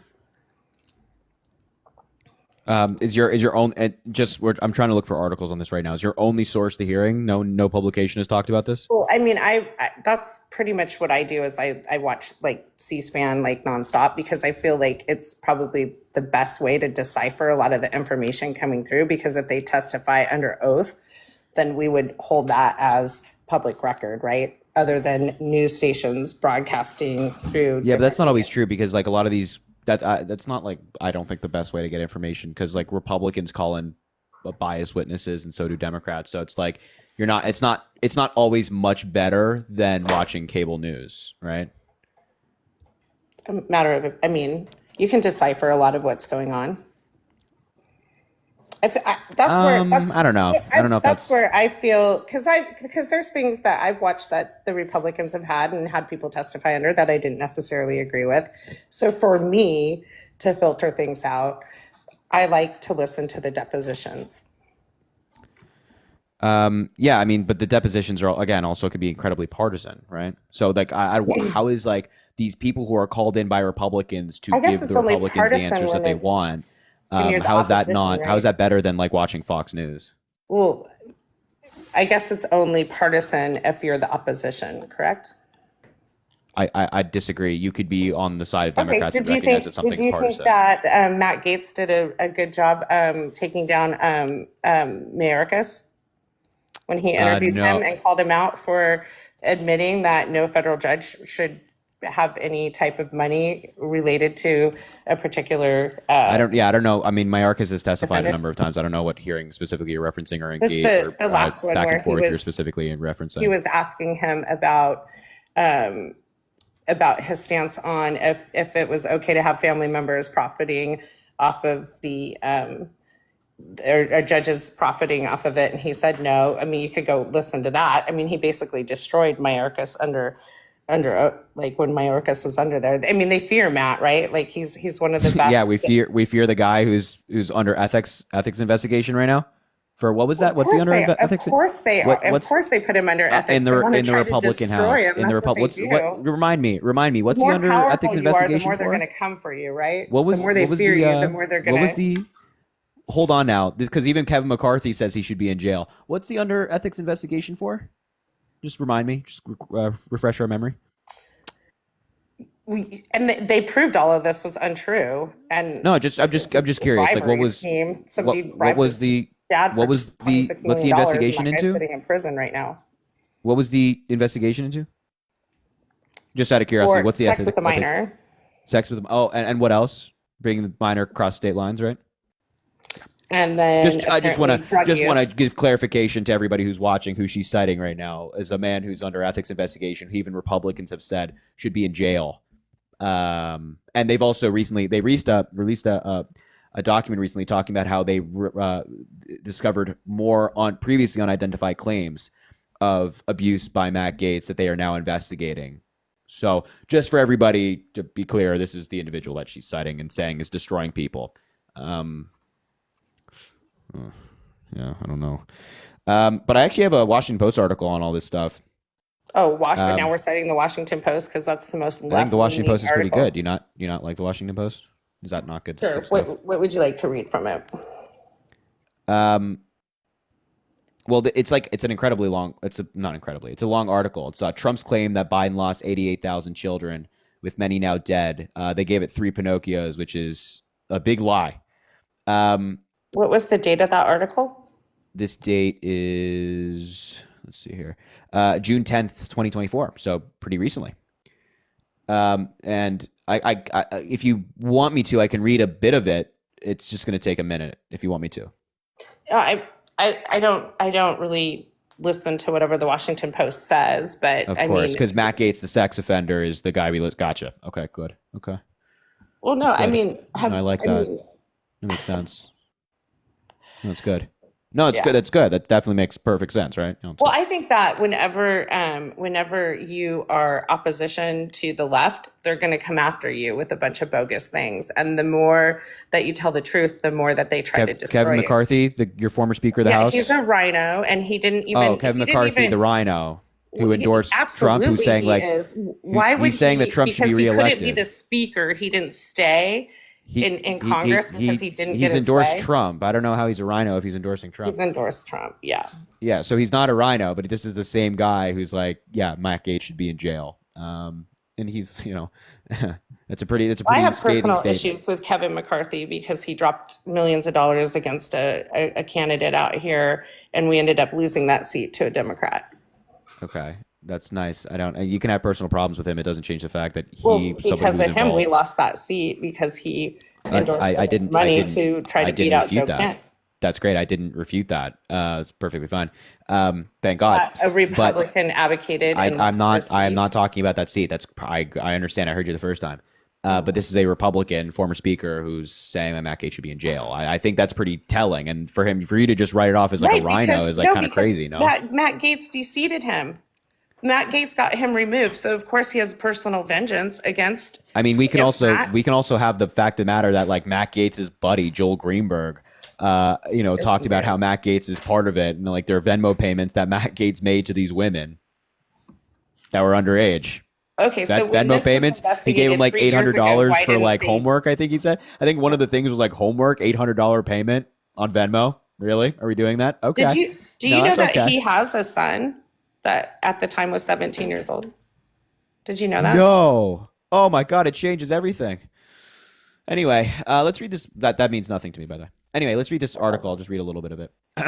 From Biden's inauguration through last month, roughly 400,000 unaccompanied minors who are not from Mexico have come across the border and been referred to HHS. You think the percentage shown above that roughly calculates into 75,000 neither a child nor a sponsor could be reached, or 135,000 the child could not be reached. Applying those same metrics to the first 3 years of Trump, when about 160,000 unaccompanied children were referred to HHS, calculates into 30,000 neither the child nor a sponsor could be reached, or 54,000 the child could not be reached. In other words, HHS's ability to reach children or their sponsors isn't any better under Biden than it was under Trump. The main difference is that the numbers coming across the border are so much higher under Biden, so the number of children who can't be reached is almost 3 times as large.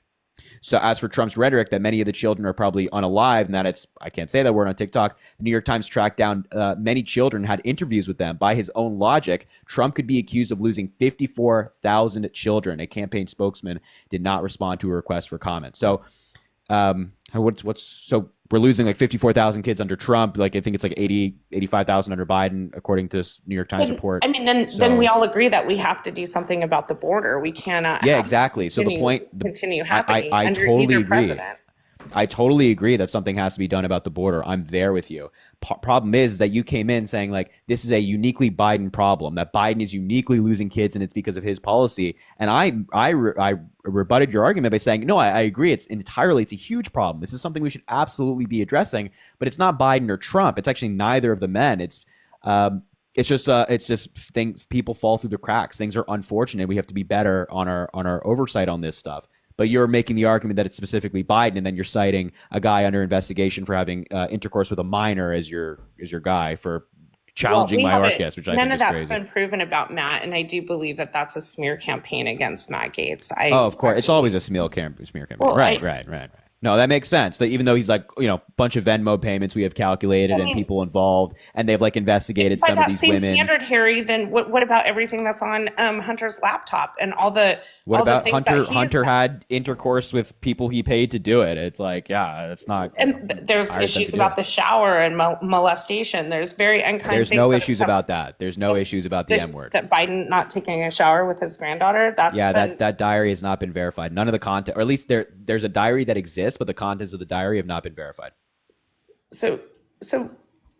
Do you think we'll just change this for a little bit because Oh, I I would want to change it too. I wouldn't want to be talking about Matt No, Gaetz, no. the guy under investigation for again And I love having Matt intercourse Gaetz. with a I minor. stand That's behind her Matt claim, Gaetz. by the way, I know Matt everybody. Gaetz. I know that this is all BS, and we'll just go Of course, around. well, the of course, you just merry-go-round, think it's but- BS because you love Matt Gaetz, right? Yeah. Even again, I just want to be clear here. Even though Matt Gaetz' ex-girlfriend has been interviewed and she testified to some of these things, even though Matt Gaetz' best buddy has said that he was involved in some of these things, even though they have Venmo payments on record of Matt paying Joel Greenberg, and then Joel Greenberg paid that exact same amount to these women. Do you have proof of you that? say that there's nothing Can you pull wrong. that That's stuff great. up? Can you pull that up? Can you Yeah. pull What all that part? up? All of everything of what you just said. You can Yeah, pull up for his sure. Venmo payments. You can pull up the testimony of those women. Yeah, for sure. Okay.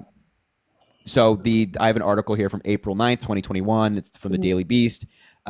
Gates paid accused S trafficker who then Venmo teen. In 2 late-night Venmo transactions in May of 2018, Rep. Matt Gaetz sent his friend, then accused trafficker, Joel Greenberg, $900 and more. And in This June kind of goes on the article. 2023, they cleared him of everything. And then No, they the Department of Justice didn't. It's not that they said that he was innocent and that that he didn't do anything wrong. They just said that they weren't going to charge him. And that I don't know. Maybe Law. Do you know why they said that? Is that for a specific reason? I don't even know. Yeah, give me a couple seconds. I think it was because that there was insufficient evidence to bring a case forward at that time. But give me a couple minutes. I'll find out. Yeah. Actually, I'm just reading the ABC articles here. It says a source familiar with the investigation told ABC News that part of the decision not to bring charges, in addition to having to prove that Gaetz had with a 17-year-old, included prosecutors' fears that a jury wouldn't convict due to the difficulty of proving that Gaetz and others knew that the minor was underage at the time.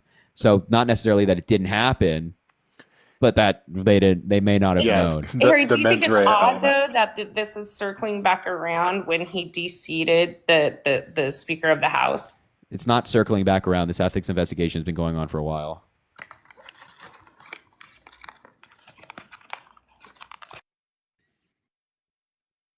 Oh, she got removed for community guidelines violations. Yeah, she wasn't being very careful with her word usage there. No, she wasn't. Unfortunately. Well, golly, man. Well, that was fun. Well, yeah, I think that's gonna wrap it up for me tonight. I'm tired. That's good. I've got a couple thank yous. Erica, $10. Thank you so much. That will go. That will go a long way. It costs $16 to get a subpoena issued. So with her and Elias, who sent $50, we'll be able to help somebody get some subpoenas in their criminal defense cases. And then Jess, $10. Thank you very much, Jess. We will put that to good work. Thank you. Yo, Dan, shout out all of you guys. All you guys for doing that. That's fantastic. What a great use of funds. Seriously, I love that. That is amazing. So thank you to all of you for doing that. That's incredibly kind, and you just changed somebody's life. Like, genuinely, that's awesome. And Law of the Wild, thank you for doing that as well. Genuinely, that's awesome. I live to serve, Harry. Live to serve. Well, anyway, thank you again for coming up and providing some much needed context to a lot of these things. It's always incredibly helpful. I appreciate it. My pleasure. Thank you guys all, and thank you everybody in the chat for all your kind words and the support. I appreciate it. All right, man. You have a good rest of your night, okay? Shout out Law of the Wild. Yeah, man. Great. That's just so awesome. I mean, there is a lot of negativity in the world. But that is I think that's a good thing to, make people feel better, right? So definitely give Law of the Wild a follow. If any of the mods see a comment from Law of the Wild, make sure can you pin it for me? Just to make sure that people can follow him if they haven't already.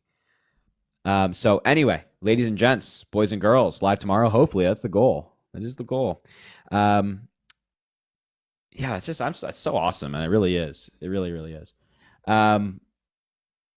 So anyway, thank you guys so much for being here and being in the live. I appreciate you coming around and hanging with us for a little bit. Of course, we're going to do a raid, so there's the political debates are not over for the night. There he is. Oh, look at that. Look at that. The scale. Such a legal-minded individual. Make sure to give Law of the Wild a follow. Of course, I highly recommend it, as always. What is he at? Hold on now. Let me see. Okay, Law of the Wild's at 18.5. We need to get him to 20K soon, ladies and gents. We need to get him to 20K followers. So join that number. We're going to keep working toward that. No, killer, no. Bring him back. Bring Law of the Wild back. Where is he? Law of the Wild, you got to comment again for me if you don't mind.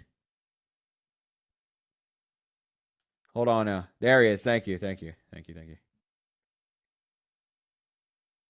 Okay, there it is. Okay, sorry. Yeah, so make sure to drop a follow to Law of the Wild, as I mentioned. But anyway, aside from all of that, thank you guys so much. I'm going to raid in a minute. Thank you guys so much for being here. I appreciate you. Make sure to drop a follow if you haven't already. And drop, of course, Law of the Wild. I post on every single social media platform. I post on Instagram, Twitter, YouTube, Threads, TikTok, all under the same username, Harry J. Sisson. The link for all of those are in my bio, in my link tree. You can go to all of the platforms. It's all right there, nice and organized. And yeah, it mean a lot. I posted 3 YouTube videos today, 2 about Donald Trump's speech and this weird video he posted. It's crazy. So definitely follow there. And of course, tomorrow is Sunday. So have an amazing Sunday. Enjoy the weekend. At the end of the weekend, I should say, and make sure to sleep in and relax and take it easy and eat some good food, see some friends, family, loved ones, all that good stuff.